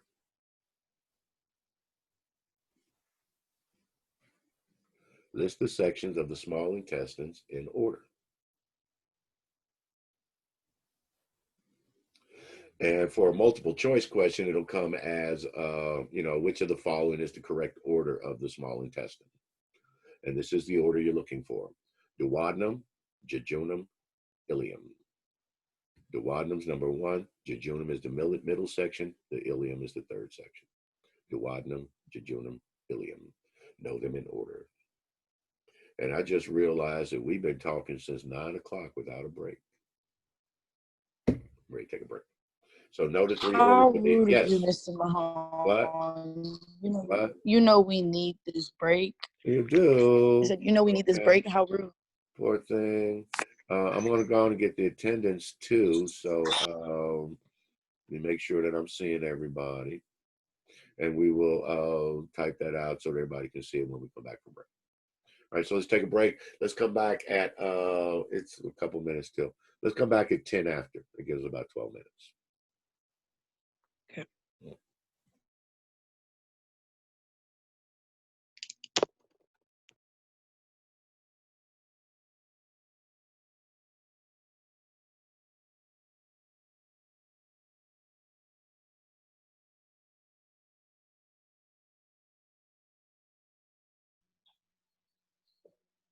Hey guys.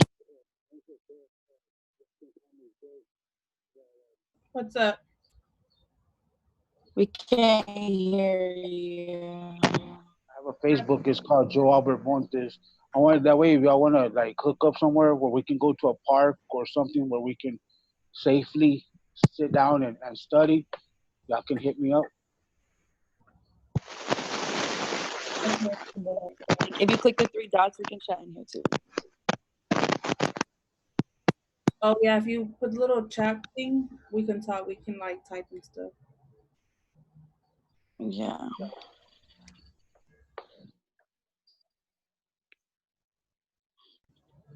Is he gone? Cause I'm finna.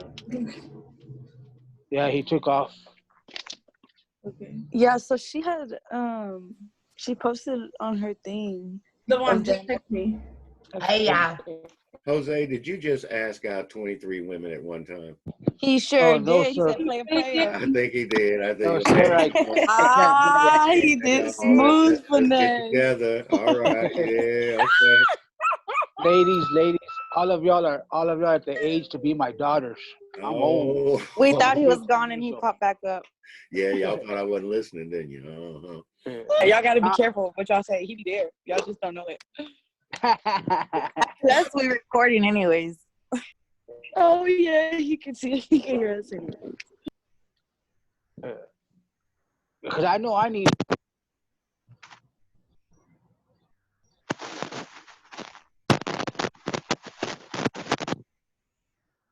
Jose, I think you and I are in the same ballpark.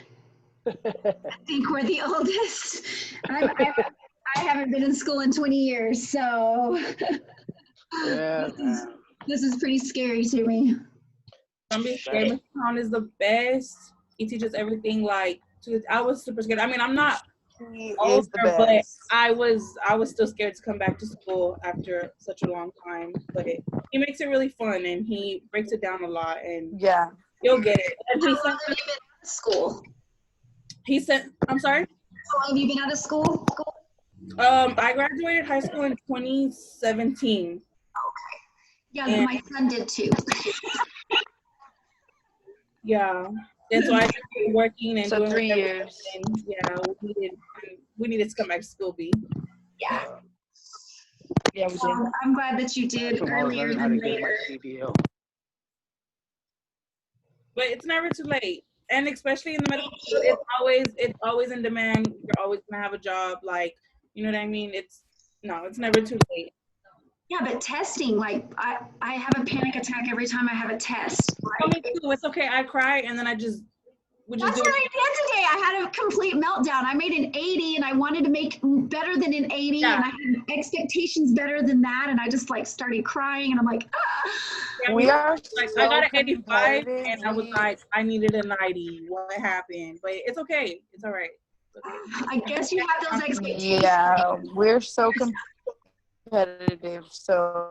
Oh, you're pretty competitive? Oh, we feel you. Both of us are very, very, very competitive. Oh yeah, that's my cousin. Oh, okay. I see. We started this together, so we're trying to. Call back at 11. I'm competitive, but not on because they were gonna come like at 10:30. I told them no, come back at 1. But at 1 o'clock, hospice is coming. Yeah, definitely competitive with the quizzes and everything. Yeah, so we especially before before he redid the quizzes, it was like you could redo it as much as you wanted. Oh, so I guess it was a little bit easier. Yeah, so it was just like if we weren't getting like the right grade, then we could just keep going. So so that would be good. It was kind of like a little cheat. I mean, he'll tell us when yeah, they're but he gonna fixed count to our grade and stuff, so. and when they're like practice quizzes. You know what I mean? Just so you get the feel for them, and then you know like what's going on. Like I be having this right here. Like I write everything down. And you can use your notes for the quizzes. Yeah. I was just like, no, I need to. Every time we have a. No. But every time we have a test, he'll send every single question on the test, and he'll send you a little Word doc at the bottom, and it'll have literally all the information a review. that's on the test. Like It'll go over. He'll send a replica review, and it'll be exact. Oh, that'll be great. Yeah, and usually it'll help you a lot if you just write the review down, like in your notebook and stuff. Yeah. So then it just helps you remember it. So you don't if you don't take that many notes. Yeah. And he never picks questions that are not on like just what like we went over. Yeah. So he there always was makes sure to one cover today everything. that I was freaking out because that one that I was like, I missed that one, but that one wasn't. We hadn't went over it yet. He said so. I was like, and he's not going to count that one to our grade anyways. Yeah, he's not. But I was freaking out because I actually studied and looked over everything, and I'm like, what? Yeah, I was the exact same way. I was like, we didn't go over this one. What is this? But yeah, educated kids, I got a little like thingy that it like takes the like half of the answers away. So I was like, I'm gonna just pick this one. It was the right one. I mean, that's why I really like the quizzes thing, because they would be letting you have those little like tokens or whatever. I'd be like, okay. Hey, power up, baby. I'm a pretty competitive person too because I owned my own gym for 13 years and I did CrossFit and I trained people for power meets, and I put power meets together and Spartans and all of that stuff. I did all of that, and so yeah, you have to have a competitive edge on if you're doing any of that. Yeah.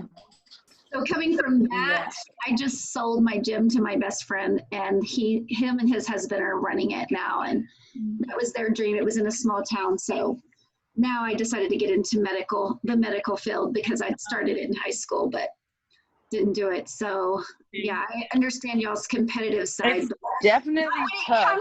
Education for me. Yeah, and this is very tough for sure. So who won on this one, Adriana? I think it's just. I don't know. None of who won. Who won on the? Who got the highest score? Oh, who did better? You, huh? I know she did. She was really like, but I told her, I was like, you get to win because I won last time.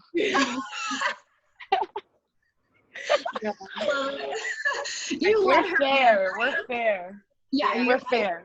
She let me win. She let me win last time, so I told her to go ahead and take that dub. At number one. I believe you. Yeah. I'm gonna go grab something to eat. I'm sorry. It's usually always one or two, though. It's always one or two. Shut up, me. Okay, hold on.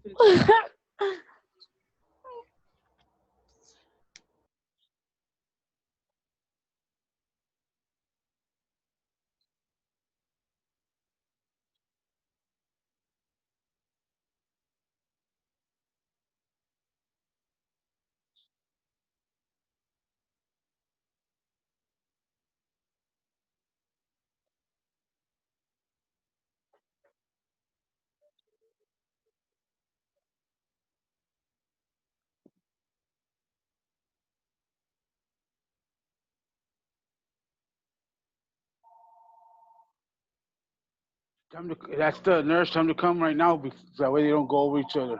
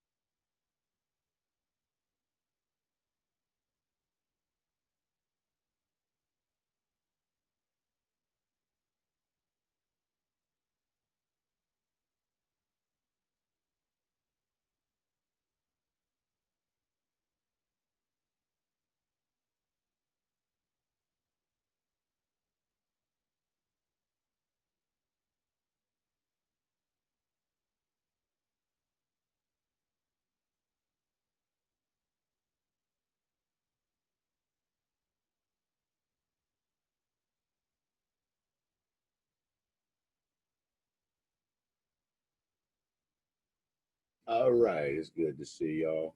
The people that I have that I have not seen in class this morning, Georgiana, are you here? Shavira, Lizette Cortez, are you here? Okay. Dalia, I sent you an email this morning. Ms. Paz needs you to get in touch with her through email when you get a chance, as soon as possible. Okay. All right. So only a couple people absent this morning. I'll go over and I'll mention them again. Georgiana and Lizette. Neither one of those are here. All right, moving on. Okay, so the sections of the small intestine, the duodenum, the jejunum, and the ileum. Okay. Now, study group sounds like a real good idea to me. If y'all can arrange that, get together, and you know, study some of this material. I'll give you an option too. If you arrange it with me, I can schedule or set up a study group like this if you want, where y'all can dial into the and just have your own little meeting if you want. But I'll have to host it because you have to have an account to do this. So if you just let me know a time and that you want to do it, I'll just activate. I won't be there. I'll just activate a meeting for y'all, and y'all can get in there and do this kind of stuff if you want, for as long as you want. All right. So if you want to do that, let me know. All right. So this is going to bring us to what we call our accessory organs. Remember what we said now. Everything from the stomach is going to come out in just tiny, tiny pieces. The enzymes have not acted on them yet. The enzymes are going to come from our accessory organs that are attached to the digestive tube, but they are not part of the tube itself. No food ever goes into there. So if you look at the intestine without all the curves in there and all that, you'll see that, and I guess we can do the curves, where the stomach comes out and starts into the intestines, there's going to be attachment right about here for all of our accessory organs, the liver, the gallbladder, and the pancreas. They all attach right there. So they're not part of the digestive tube, but they attach to the tube. So they're called accessory organs: liver, gallbladder, and pancreas. And we'll look at each one of those, starting with the liver. Now, the root word for liver is hepato. Y'all might remember that or have heard that term in the form of hepatitis. Somebody has hepatitis, it's inflammation or infection of their liver. I just got a couple mosquito bites outside, doggone it. All right, and you can see here that our liver is nicknamed or referred to as being our main metabolic organ. You should know that for your testing. The liver is the main metabolic organ. And the liver, and what do we mean by that? Okay, I want to go down a couple slides to show you this little section right here, where we mentioned all those blood vessels from the intestine. These are actually attached to the colon, but the intestine as well.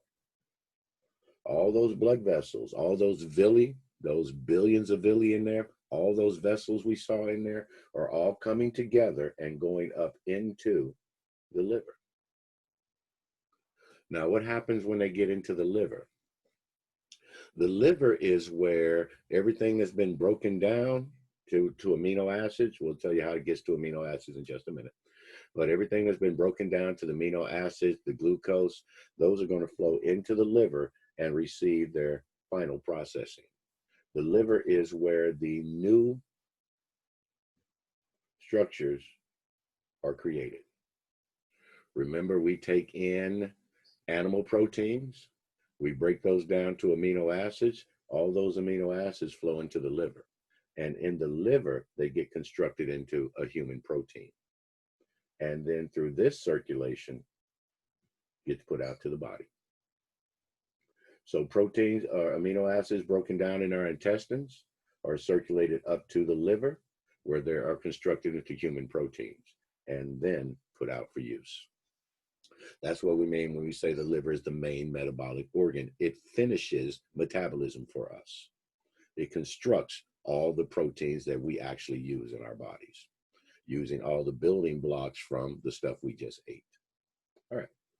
Now, there's another thing the liver does for us. In addition to creating all the proteins and then processing the glucose for us, the liver also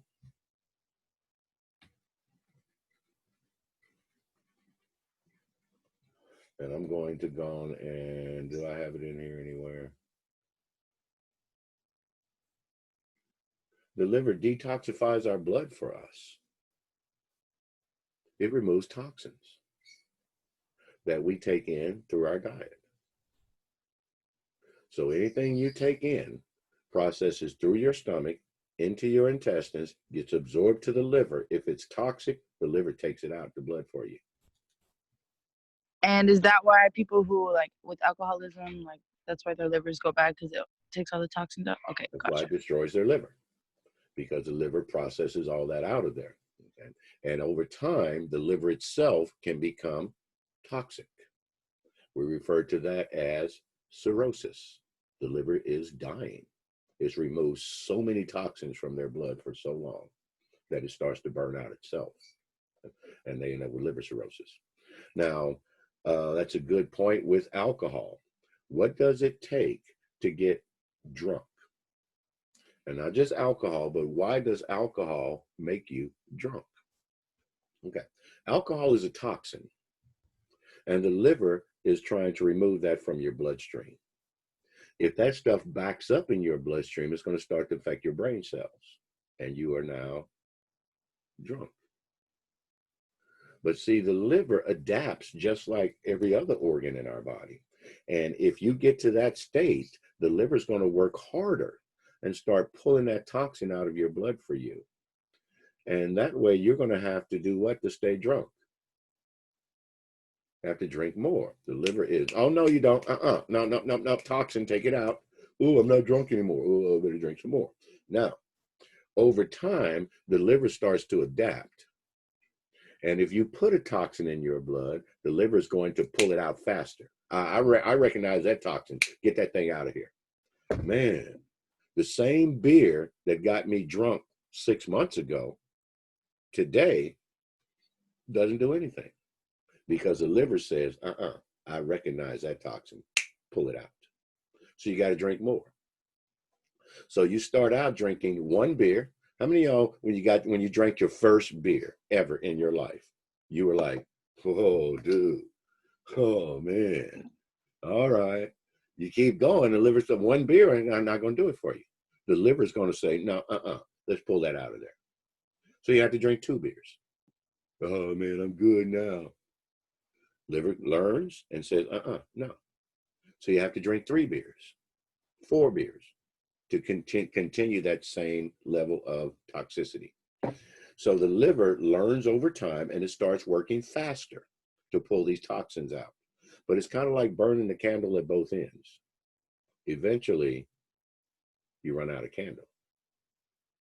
So over 30 years of taxing your liver like that, the liver finally says, I'm done.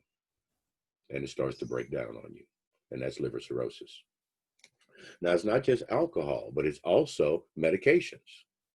All medications that go into our body are considered toxins. And the liver pulls them out right away, or as fast as it can. And that's why medications, pain meds over time, you have to take more and more. And if you take enough of them, you can send your liver into the same liver cirrhosis as somebody who drinks alcohol for years. Now, when we put somebody on a medication for prolonged periods, a regimen, they're going to be taking it from now on, it's important that we do liver functions tests on them, or LFTs. to make sure that what we're doing to them is not damaging their liver. In other words, we put you on cholesterol medicines. Every 6 months, we're going to check your liver function to make sure your liver is still processing this toxin out for you and it's not building up in your body. So anybody that goes on a medication regimen should be under the care of a doctor. The most prescribed medicine in history is cholesterol medicines. And people argue all the time, well, if so many people are taking them, then why don't you make them available over the counter? Because they also are toxic to the liver. And you should be under a doctor's care when you're taking cholesterol medicines on a regular basis like that. And I go and I have my my LFTs every 6 months, liver function test. My next one is scheduled for September. So when we put people on medications, we've got to make sure that their liver is able to process the medication out for them. Otherwise, they reach toxic levels of that medication in their blood. And now remember that metabolism is different in everybody. In some people, their metabolism will be real high. And in other people, their metabolism will be very low. As a result of that, the medication doses for people may not be the same, especially for things like pain meds. If you have a really high metabolism, we may have to redose you every 2 hours because that's how fast you're processing that stuff out. But if you're an older person and we redose you every 2 hours, we're going to overdose you because your liver isn't working that fast. So somebody in their 70s might take the medication every 6 hours. A person in their 20s might take the medication every 3 hours, depending on how fast their metabolism is working. So prescribing medicines to people is a little bit more than just looking at what the normal dose is. The doctor has to look at your metabolism and are you processing this medication faster than everybody else? And they might tell you on the phone, hey, is that pain med working for you? Yeah, but after a couple of hours, the pain, okay, I want you to start redosing every 2 hours. But the person sitting next to you might redose every 3 hours. It depends on the person's metabolism. So the liver processes all of this stuff for us. And it can cause some issues for us in our life as well. When we take, does anybody know the difference between, or the relationship between heroin and morphine? Heroin being the street drug. Morphine is a more refined version of the same drug. It's just been refined. That changes its chemical bonds just a little bit, so they're not identical anymore. You take heroin, you refine it, it's now morphine. We can use it in the hospitals for pain meds. However, when we put that drug in you, it's going to be broken down to its base unit, like everything else that we do. And since heroin and morphine have the same base unit, when it's broken down by our body, they look identical. So if you're getting morphine in the hospital, and for some reason they test you for heroin, you'll turn up positive because the test tests for the base unit. And since heroin and morphine have the same base unit, they look identical when we check a person's blood tests. Yeah.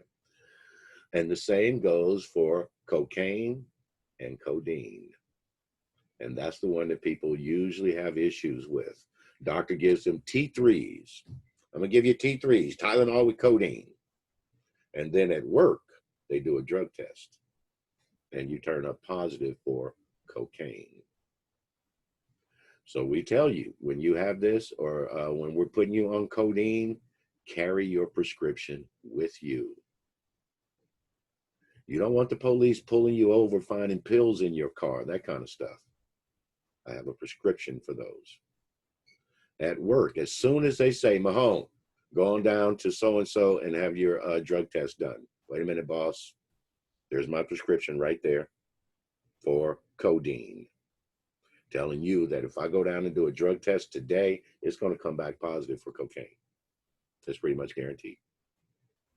So the liver, everything is based down to their, or broken down to their base units.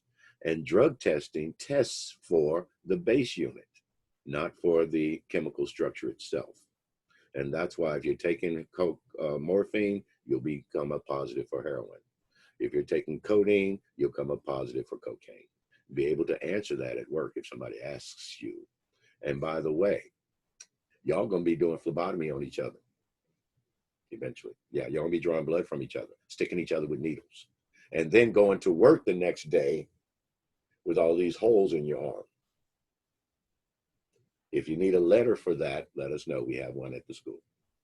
We'll send it to your employer that says that we are doing phlebotomy classes. The students are required to draw blood from each other, and that's what those needle marks are on their arm. Not that you're a heroin addict or anything.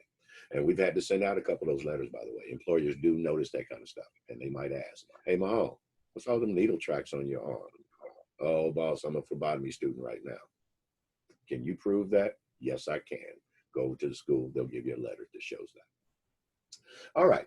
So anyway, the liver is our main metabolic organ. It processes down to the final level and then rebuilds the new structure out of the amino acids that we put in there. So the liver uses the amino acids from the plant or animal proteins that we take in, uses those amino acids to build human proteins out of them. Most of that is going to happen inside the liver. So it's our main metabolic organ. The liver also produces for us a substance called bile. Remember I was saying that bile and stomach acid are not the same thing. What does bile do? Okay, let's bring this picture up again, or bring this picture up so that we can see. All right. When you have this stuff coming out of your intestine or out of your stomach into your intestine, some of that moving out of here will be acid. Because remember, if you just open the floodgate, yes, all the nutrients will flow out, but some of the acid will flow out with it. Bile neutralizes acid, so that it doesn't burn you in your intestines right there. It also emulsifies fats. Remember what we said when this stuff leaves here? It's small particles, but it's still particles. And we don't want any solid fat traveling through our body. Let me go see who this is at my door.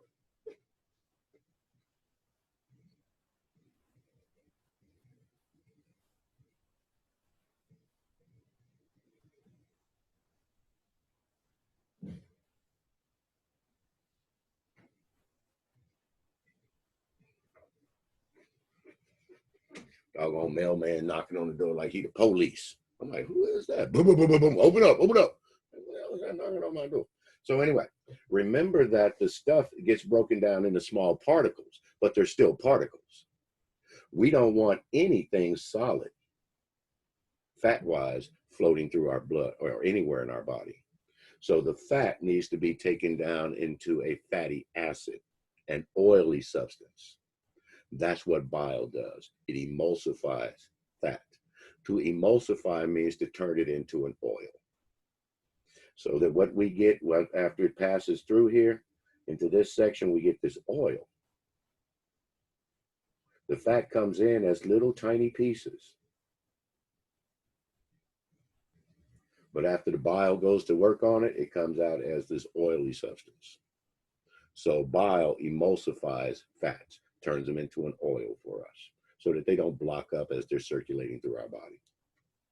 And you see the path for the bile created in the liver.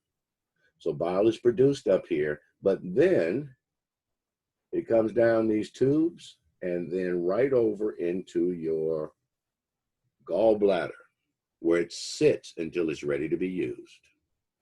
So now if fat enters your intestines, the gallbladder contracts, pushes the bile down, and it meets the fat right there in your intestines, emulsifies it into the oil that it needs to be. So bile is produced in the liver and then stored in your gallbladder. Why do we need that arrangement? Because it takes the liver quite a while to produce bile. And if we didn't have a gallbladder, then this fat would have to sit here while the liver produces enough bile to emulsify it, and that would cause indigestion. The gallbladder gives us a ready storehouse for it. It's ready to go. As soon as the fat gets there, the bile pushes it down, boom, gets it out of here. So the liver takes so long to produce bile, therefore we have a gallbladder to store it. And when fat comes through, we can emulsify it right away. So the liver produces bile, the gallbladder stores it for you. And that's all the gallbladder does, is store bile. And we'll be talking a little bit more about the gallbladder as we go. So that is what bile does for us. Processed, produced in the liver, stored in our gallbladder. When we're ready for it, it emulsifies the fat as it comes through here, turns it from a solid into an oil. All right, when somebody says that they are throwing up bile, it can happen, but it's not very common. Most often they're throwing up stomach acid. But if bile is coming out your body, out your mouth, here's what's happening to you. You have such a blockage in your intestines somewhere that the bile is being pushed backwards up through your stomach. So there's a classic sign you got a block in your intestines, and that's a serious issue. Babies throw up bile because sometimes their intestine is twisted, and they have to go in and do surgery on them to untwist the intestines. So whatever's happening, if bile is getting into your stomach, it's because it's backing up from way down here. We never get bile put into our stomach like that. So something is blocking down here. It could be something as simple as a fecal stone, a rock in your intestine somewhere that's causing the bile to back up into your stomach like that. Okay, so that's what bile does for us, and that's produced in our liver. And if you are throwing up bile, that's a pretty serious instance happening in somebody. And we need to figure out why that's happening.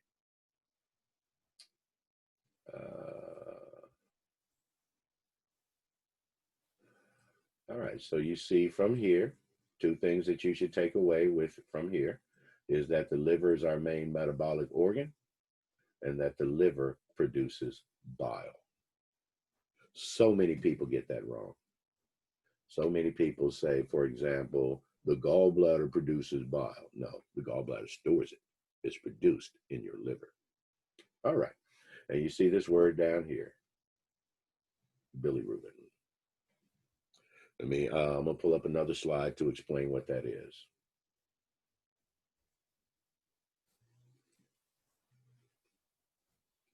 Over here, just to the side over here, you see an organ called your spleen. The spleen's job is to destroy old red blood cells for us. We'll explain why that needs to happen when we do the blood. But the spleen destroys all of our old red blood cells. When you destroy a red blood cell, it causes a byproduct. That byproduct is called bilirubin, and we need to get that out of our body. So you take a red blood cell, you break it down, that breakdown produces bilirubin. And we need to get that out of us. So the spleen is attached to your liver. So all the bilirubin from breaking down all those red cells goes right into your liver. Now, how do we break down red cells? About 2 million per second. So we're producing an awful lot of bilirubin that needs to be absorbed by your liver.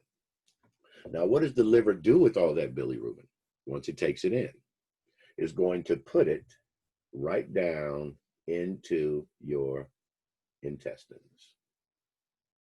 So you can excrete it through feces. That's how we get bilirubin out of the body. So the spleen breaks down the red cells. The byproduct, bilirubin, is transported to the liver. The liver puts it into your feces or into your intestines, and you excrete it through feces. That's how we get the bilirubin out of our body. Now, bilirubin is the stuff that turns your feces brown, by the way. Remember I said you should know the color of the stuff that's coming out your body. Okay? That's the bilirubin. So the bilirubin turns the feces brown.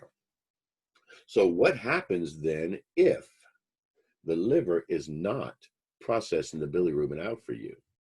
Because your liver is damaged. You have liver cirrhosis. So the spleen is trying to send all this bilirubin over there, but it's not going in there because the liver isn't working. So the bilirubin can't get into the liver to get out the body. The first sign that that's happening to you is that the bilirubin is going to back up in your bloodstream through these blood vessels right here. Can't get into the liver. Okay, it starts to back up into all of your blood vessels because it can't get in.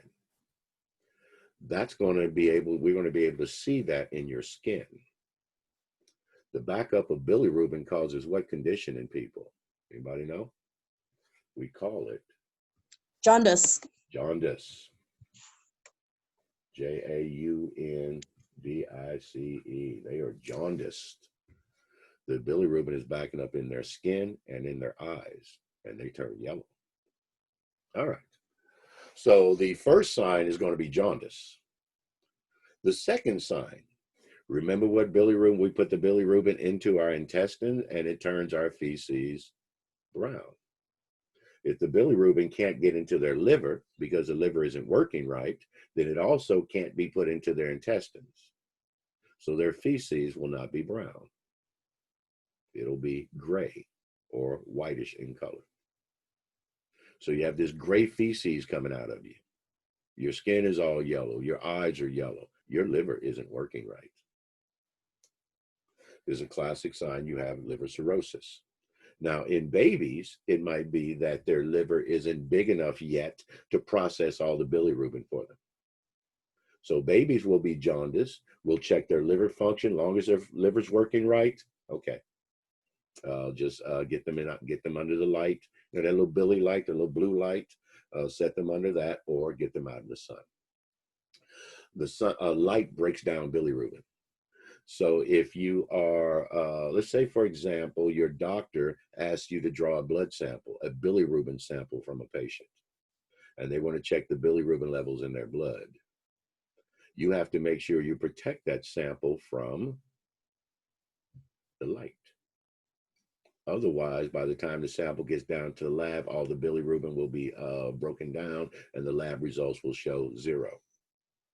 So when we're drawing a bilirubin sample, cover it with aluminum foil or draw it in a special tube that's darkened in color to protect it from the light. But if you get jaundice, get out, get some light, and it will break down the bilirubin in your skin for you. Doesn't have to be sunlight. It can be like regular light. Any light breaks down bilirubin. All right, so that's what why people are getting jaundice and what bilirubin is. The spleen breaks down the red cells, puts the bilirubin to the liver. The liver absorbs that and then puts it into our intestines for us. And that is how we get the bilirubin out of our body.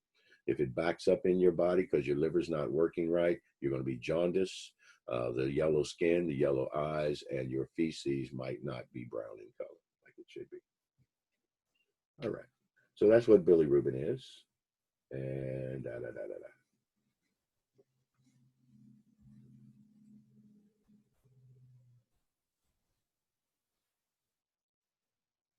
All right. So liver cirrhosis, you should know this for your testing. Progressive degeneration of liver tissue. The liver's breaking down because the liver itself has become toxic.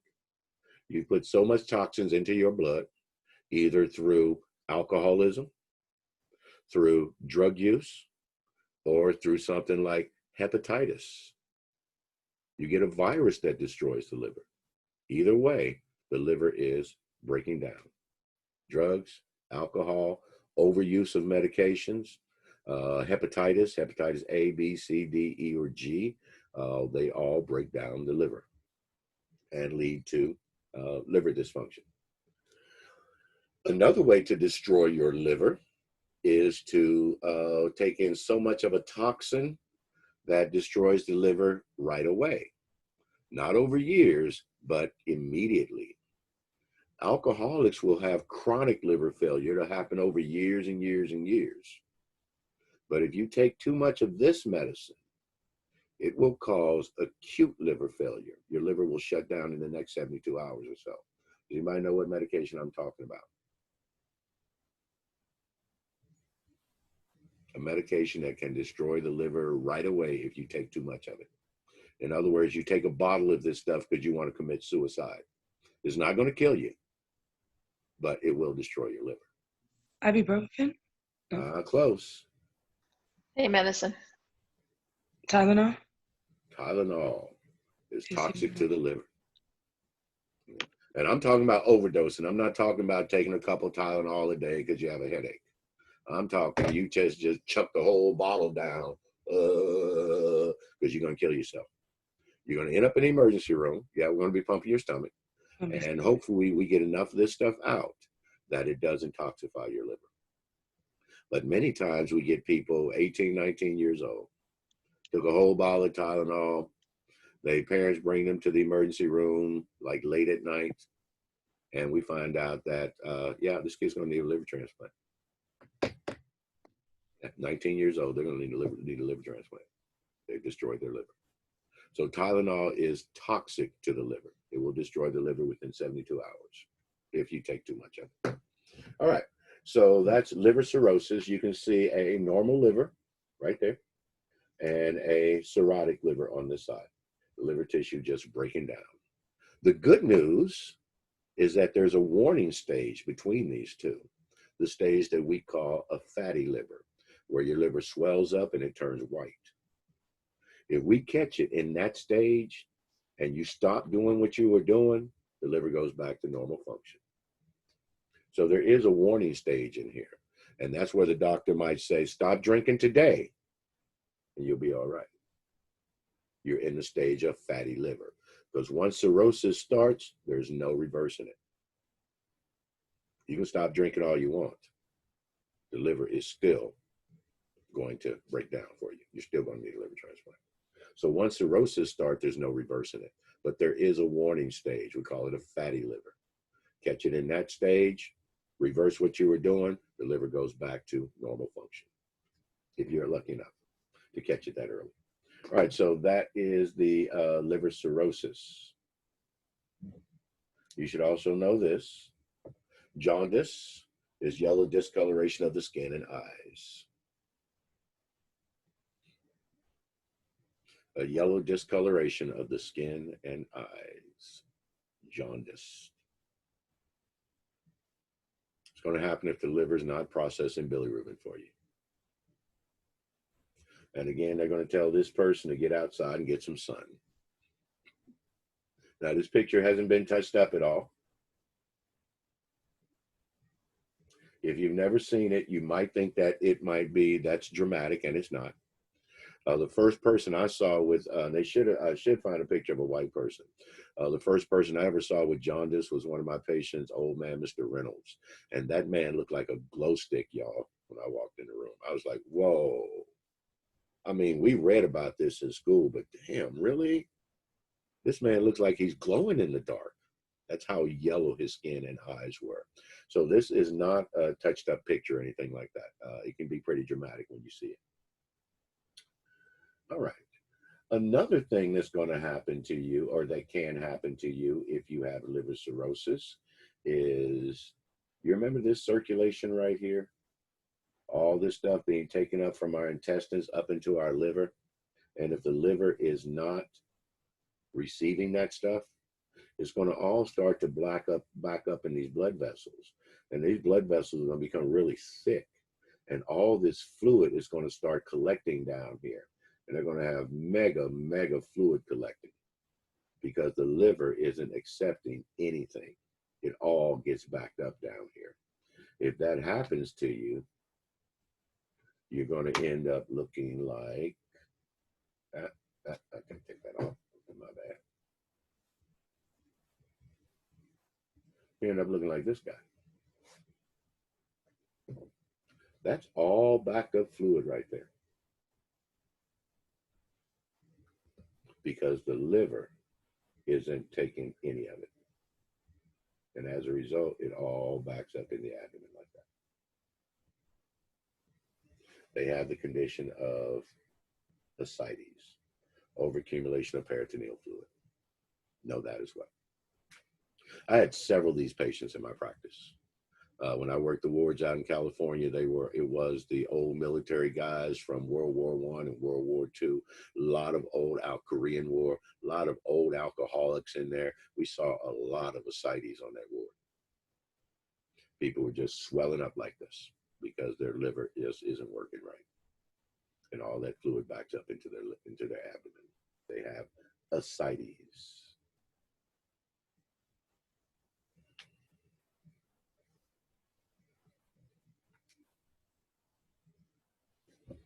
All right.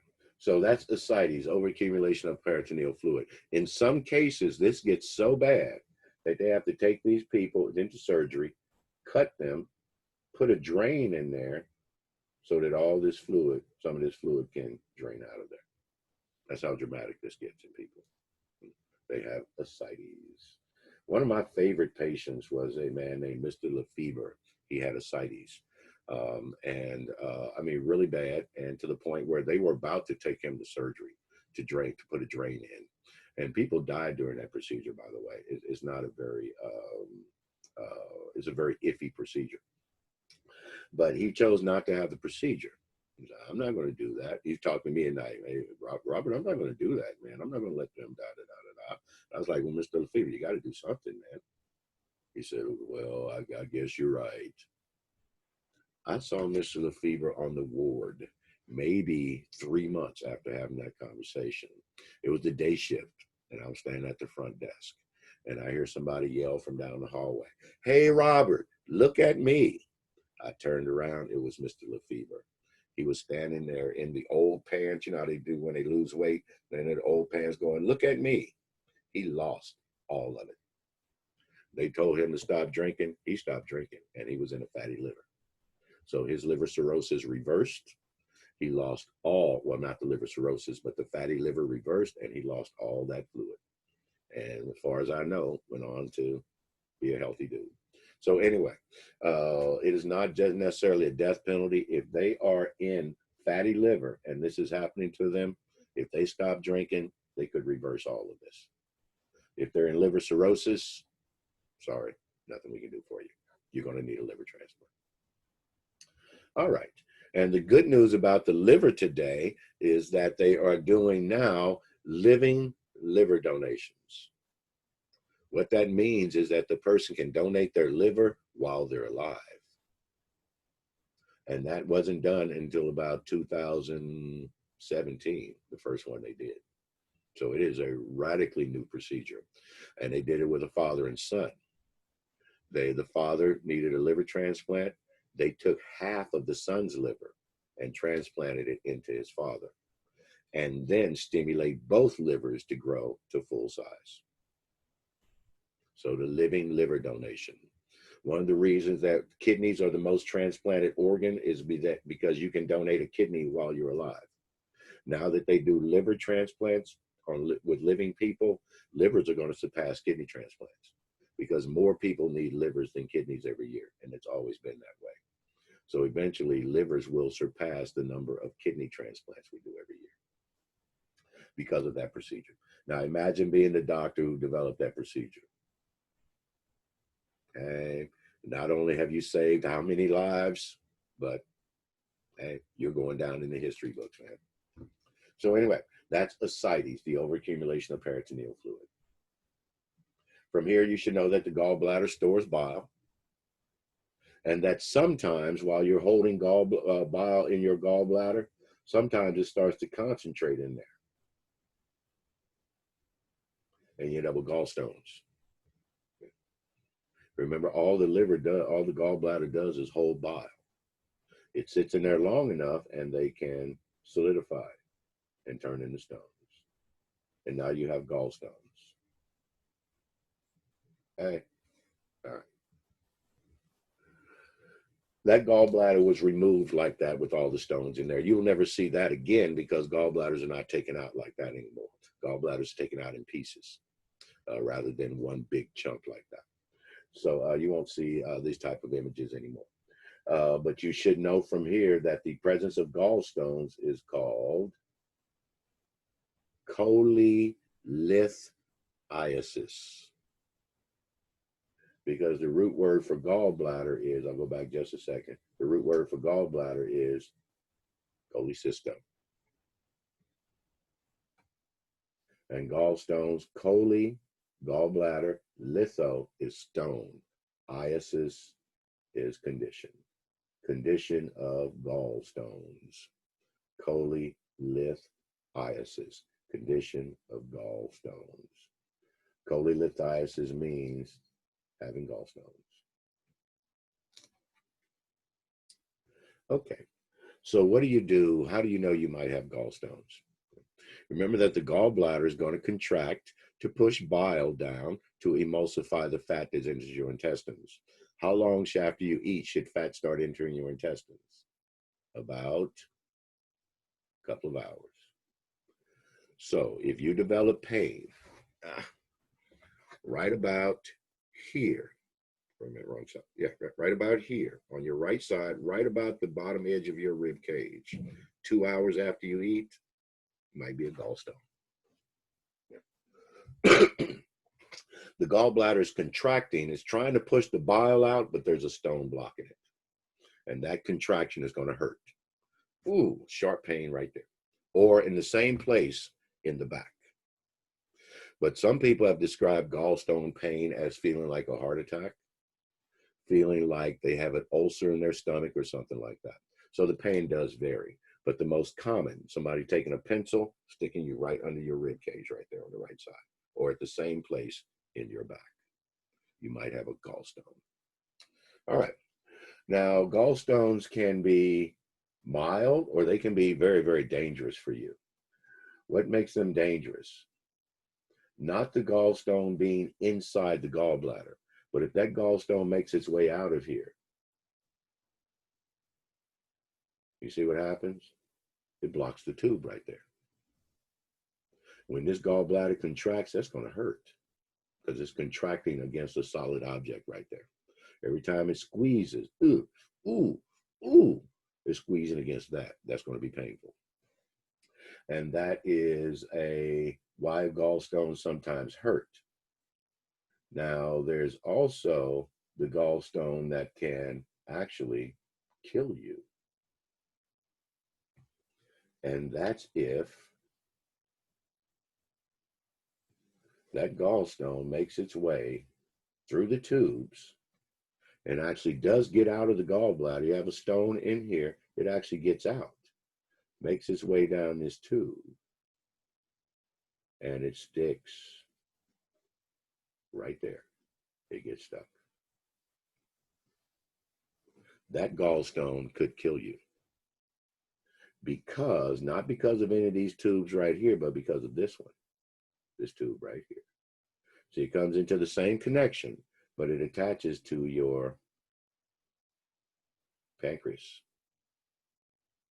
So you are blocking the pancreatic enzymes. They're not getting out into the intestines like they should.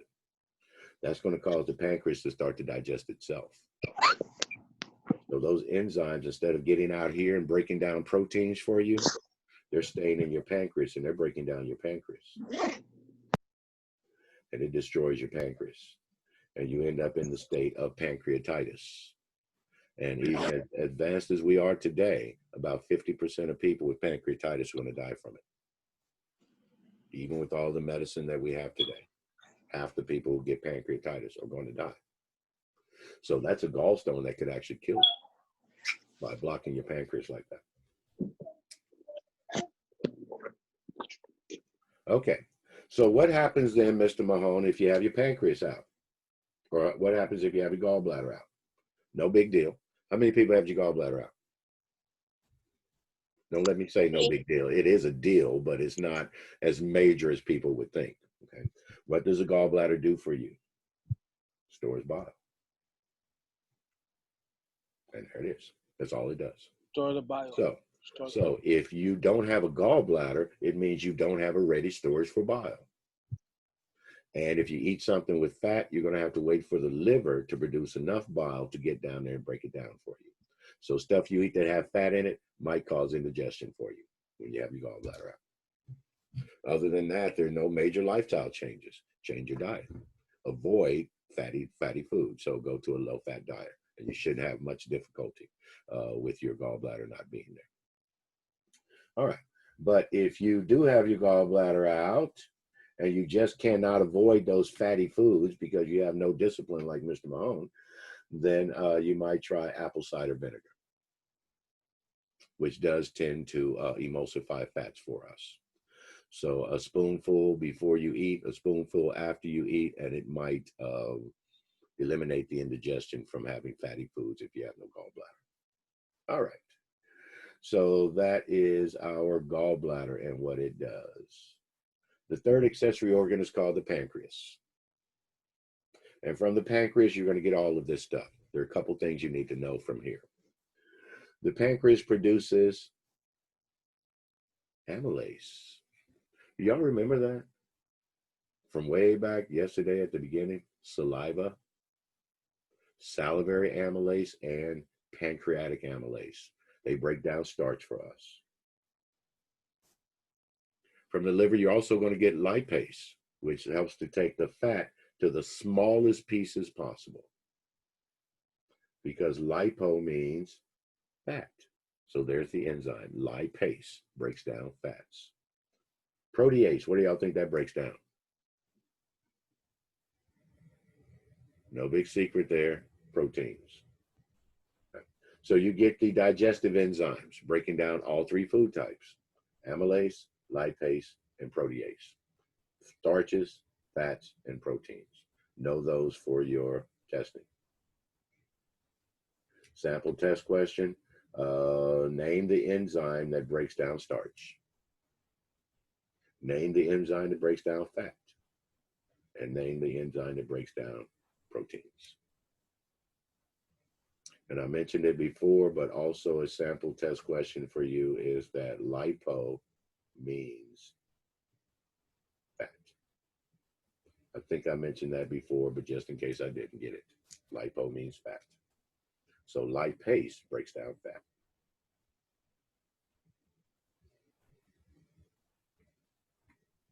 Where did that come from? Hey, what are you doing? Hey, who drew on my screen? Stop that.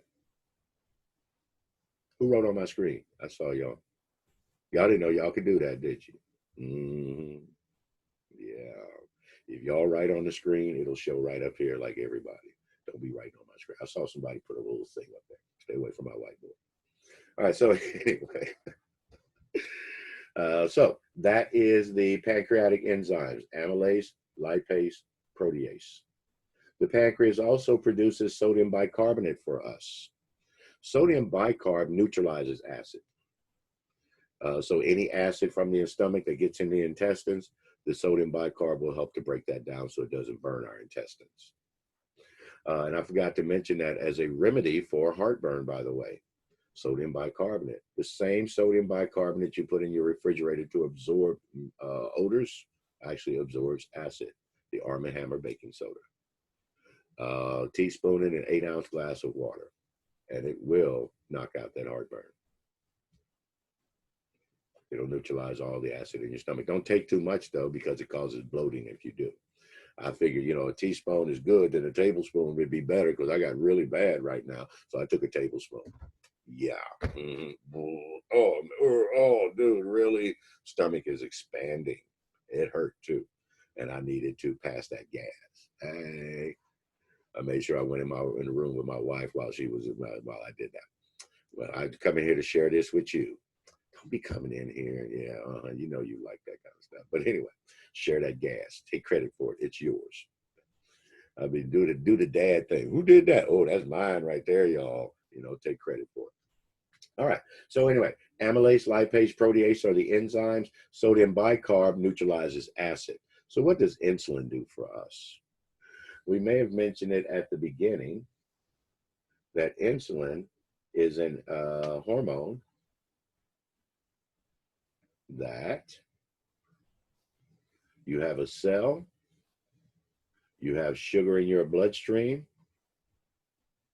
That sugar needs to get inside the cell, but can't do it until insulin shows up. And here's what insulin does. Opens up the cell so that sugar can get inside. If you don't have insulin, your cells don't open, the sugar stays in your bloodstream, and you end up with what condition? Diabetes. Diabetes, high blood sugar. So that's what insulin does for us. When it's present, the cells open up and all the sugar can rush in. If it's not there, the sugar can't get in, stays in your bloodstream. Why is sugar dangerous in the bloodstream? Because sugar is sticky in all forms. If you pour a soda out on the table, come back tomorrow, the table will be sticky because it's the sugar in there. If you have sugar in your bloodstream, that sugar starts to stick to the walls of your blood vessels, thereby narrowing the blood vessel and sending the blood pressure up. That's why diabetes almost always accompanies high blood pressure. When the blood will get squeezed off like this, think of it like when you take your finger and you put it over the end of the garden hose. You decrease the diameter, the water comes out with higher pressure. If you make this tube narrower by sticking sugar to the sides, the blood pressure through that smaller space is going to be higher. So the sugar sticks to everything in us. In our kidneys, there are filters that filter blood that passes through here. If you have a lot of sugar in here passing through your kidneys, it's going to block up these filters. And your kidneys won't filter anything for you. That's diabetic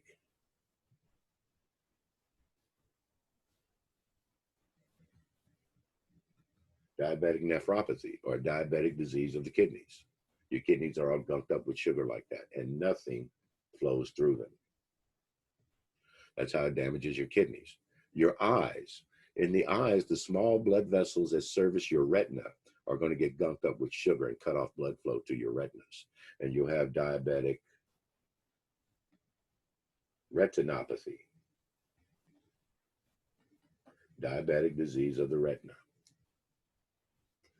If you, the blood vessels that come down to service the little nerves in your hands and feet,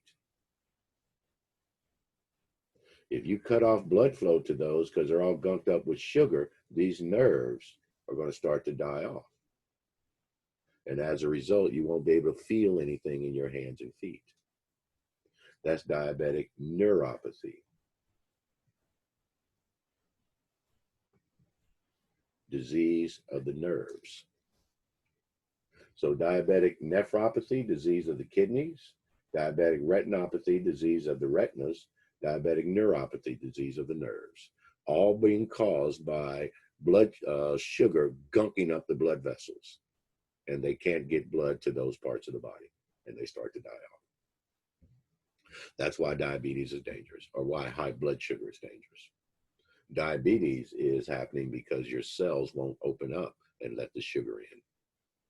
You have diabetes. So what are classic signs somebody might have diabetes? Okay. 2 types of diabetes you should know. Type 1, it's called juvenile onset. And type 2 is adult onset. Know the difference. In juvenile onset, you're born with it. So type 1 diabetes, you're born with that. Type 2 diabetes, you develop over your lifetime. Usually because of a constant bad, poor diet. Your diet is just way out there. You have so much sugar in your diet that it starts to build up in your bloodstream, even though you have insulin. You still have too high blood sugar.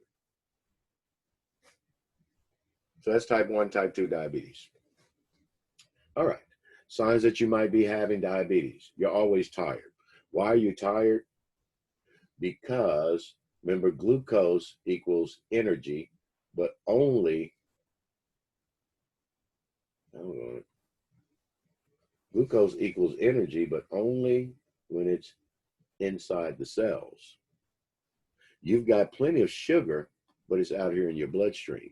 This cell is saying, hey, I need sugar.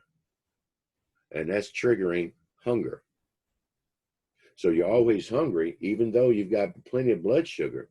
You're always hungry because you have no sugar inside your cells. And the body's going to trigger hunger pangs. So you're always hungry.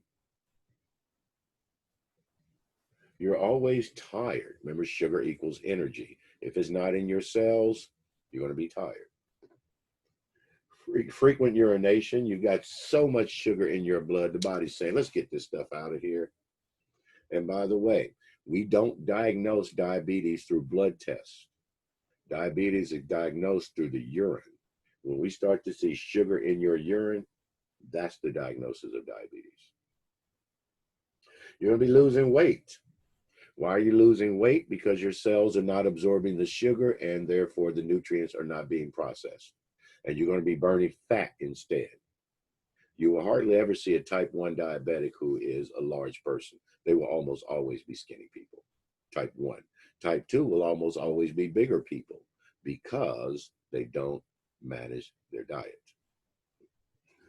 Wounds that won't heal. In order for a wound to heal, you need good circulation to it. If your circulation is all gunked up with sugar, then the wound won't get a chance to heal because it's not getting good circulation. Sexual problems, males and females. Males are going to have trouble attaining and maintaining an erection because erections are based on blood flow. And if you got poor blood flow through the body, there you go, no erection. And with females, it'll be vaginal dryness. Blurred vision, that's the diabetic retinopathy kicking in. You're not going to see very well. Vaginal infections, low blood flow to that part of the body.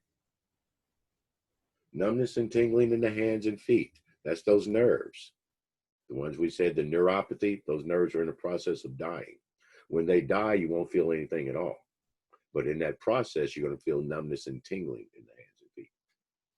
And then you're always thirsty because you're always peeing, trying to maintain that balance. So now, any one of these by itself doesn't mean a whole lot. In other words, you come, who in their life has not felt like they were always tired? I'm just so tired all the time. It could be many things. But you take a bunch of these together,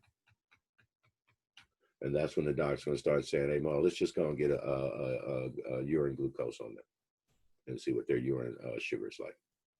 Remember, blood sugar, we use that to monitor diabetes. We use urine to diagnose it. So if we want to know if you have diabetes or not, we need a urine sample. So those are the two types of diabetes that involve sugar, type 1 and type 2. Type 3 diabetes is called gestational diabetes. It also involves sugar, but it's going to happen in pregnant women. And that's why, and we don't know why it happens in pregnant women, but that's why almost every pregnant woman should have that glucose tolerance test. Y'all remember that? They called you and had to drink that stuff. Yeah, buddy, that stuff was pure sugar, y'all.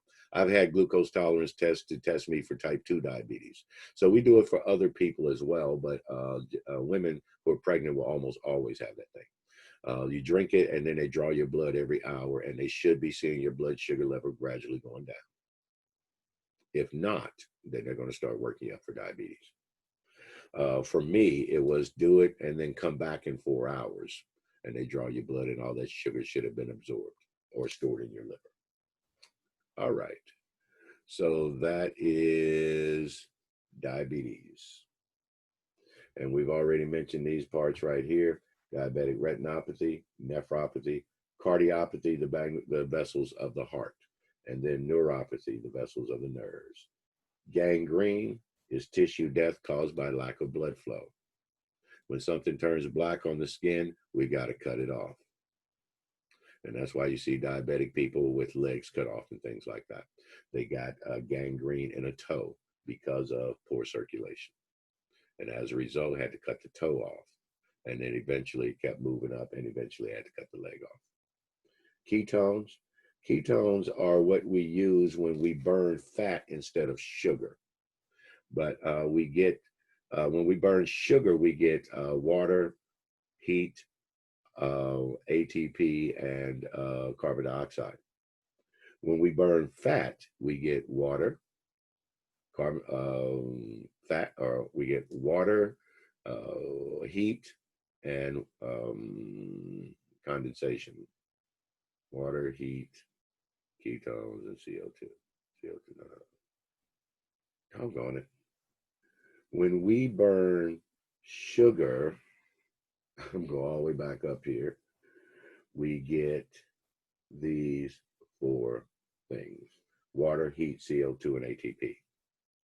When we burn fat instead, we get water, heat, CO2, or adenosine triphosphate, but instead of CO2, we get ketones instead. So burning fat causes ketones to happen. We have no way to get rid of those from our body. So they will start to show up in our urine. Yeah, me? And that is what we're doing when we're testing He in the car? Oh. for diabetes. Let me do this. Hell, this big ass. All right. All right. So that's where ketones come from, burning fat instead of sugar. We can detect these in your blood. So if you have high ketones and high sugar in your blood, that's your diagnosis of diabetes. They're going to do a urine S and A, checking for sugar and acetone. Acetone is another name for ketones. If we see both of these in your blood, that's your or in your urine, that's your diagnosis of diabetes, sugar and acetone. All right, that's a little bit about diabetes. Okay, these last couple slides, y'all, I'm going to end up either going real fast or we're going to have to save these for tomorrow. And I'm going to actually go on and save them for tomorrow. All right. So have y'all tried the homework at all? Anybody? Yes. Yes. Let me give you a little bit of advice about homework. Is that when you're assigned homework like that in several different sections, go and try initially to do the first one of each section. And make sure that if you have any questions about that section, you can ask. In other words, don't do section 1, section 2. I'm going to do section 3 on Saturday. You get it in on Saturday and realize you have a couple questions about it. So go into the homework and try to do a couple in each section to make sure that you know what you're supposed to do in each section, and then you can schedule out when you're going to do your homework. But initially, you should try to do at least 1 or 2 from each section to make sure that you know what they're asking for in that section. All right, so keep working on that. I haven't given a due date for the homework, but keep going on it. And we'll continue with the diabetic or with the digestive system tomorrow. We have about an hour more to talk about the digestive system, and then we're going to move on to the next system. So if you want to do some pre-reading tonight, go ahead and read the chapter on psychiatry. We're going to be talking about all those crazy things y'all do and why y'all do those. So I haven't given a test date for this yet. That's why I didn't want to, because I didn't know how long it's going to take us to actually finish it. So I haven't given a test date out yet. The test date will probably be Friday. So go ahead and start studying some of this stuff. The first part of the lesson, all the highlights that you have already. A good way to study, guys, is to write them out as sample questions, the same way I do. Let's practice a couple of those. If you go to a slide point and you see, for example, ingestion, digestion, absorption, and elimination. Sample test question: which of the following is not one of the purpose or functions of the digestive system? You see something here. Oh, name the word part that means stomach. Name the word part that means pertaining to the intestines.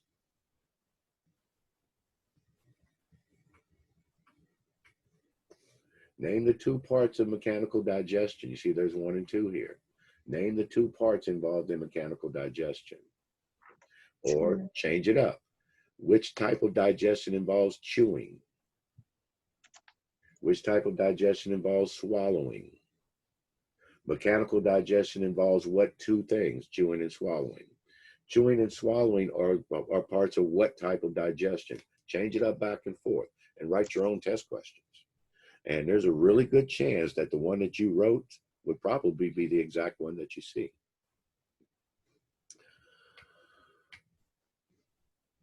Which structures are responsible for catabolism?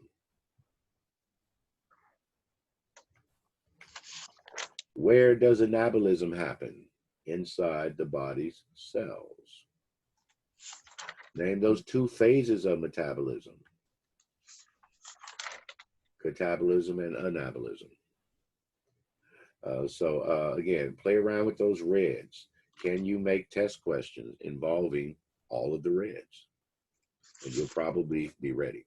So start your study tonight, and we'll probably do the digestive test on Friday. Not during class. I'll probably activate it during Friday and give you a date that it'll be due. And the date that it'll due could be Monday. I'll have to see.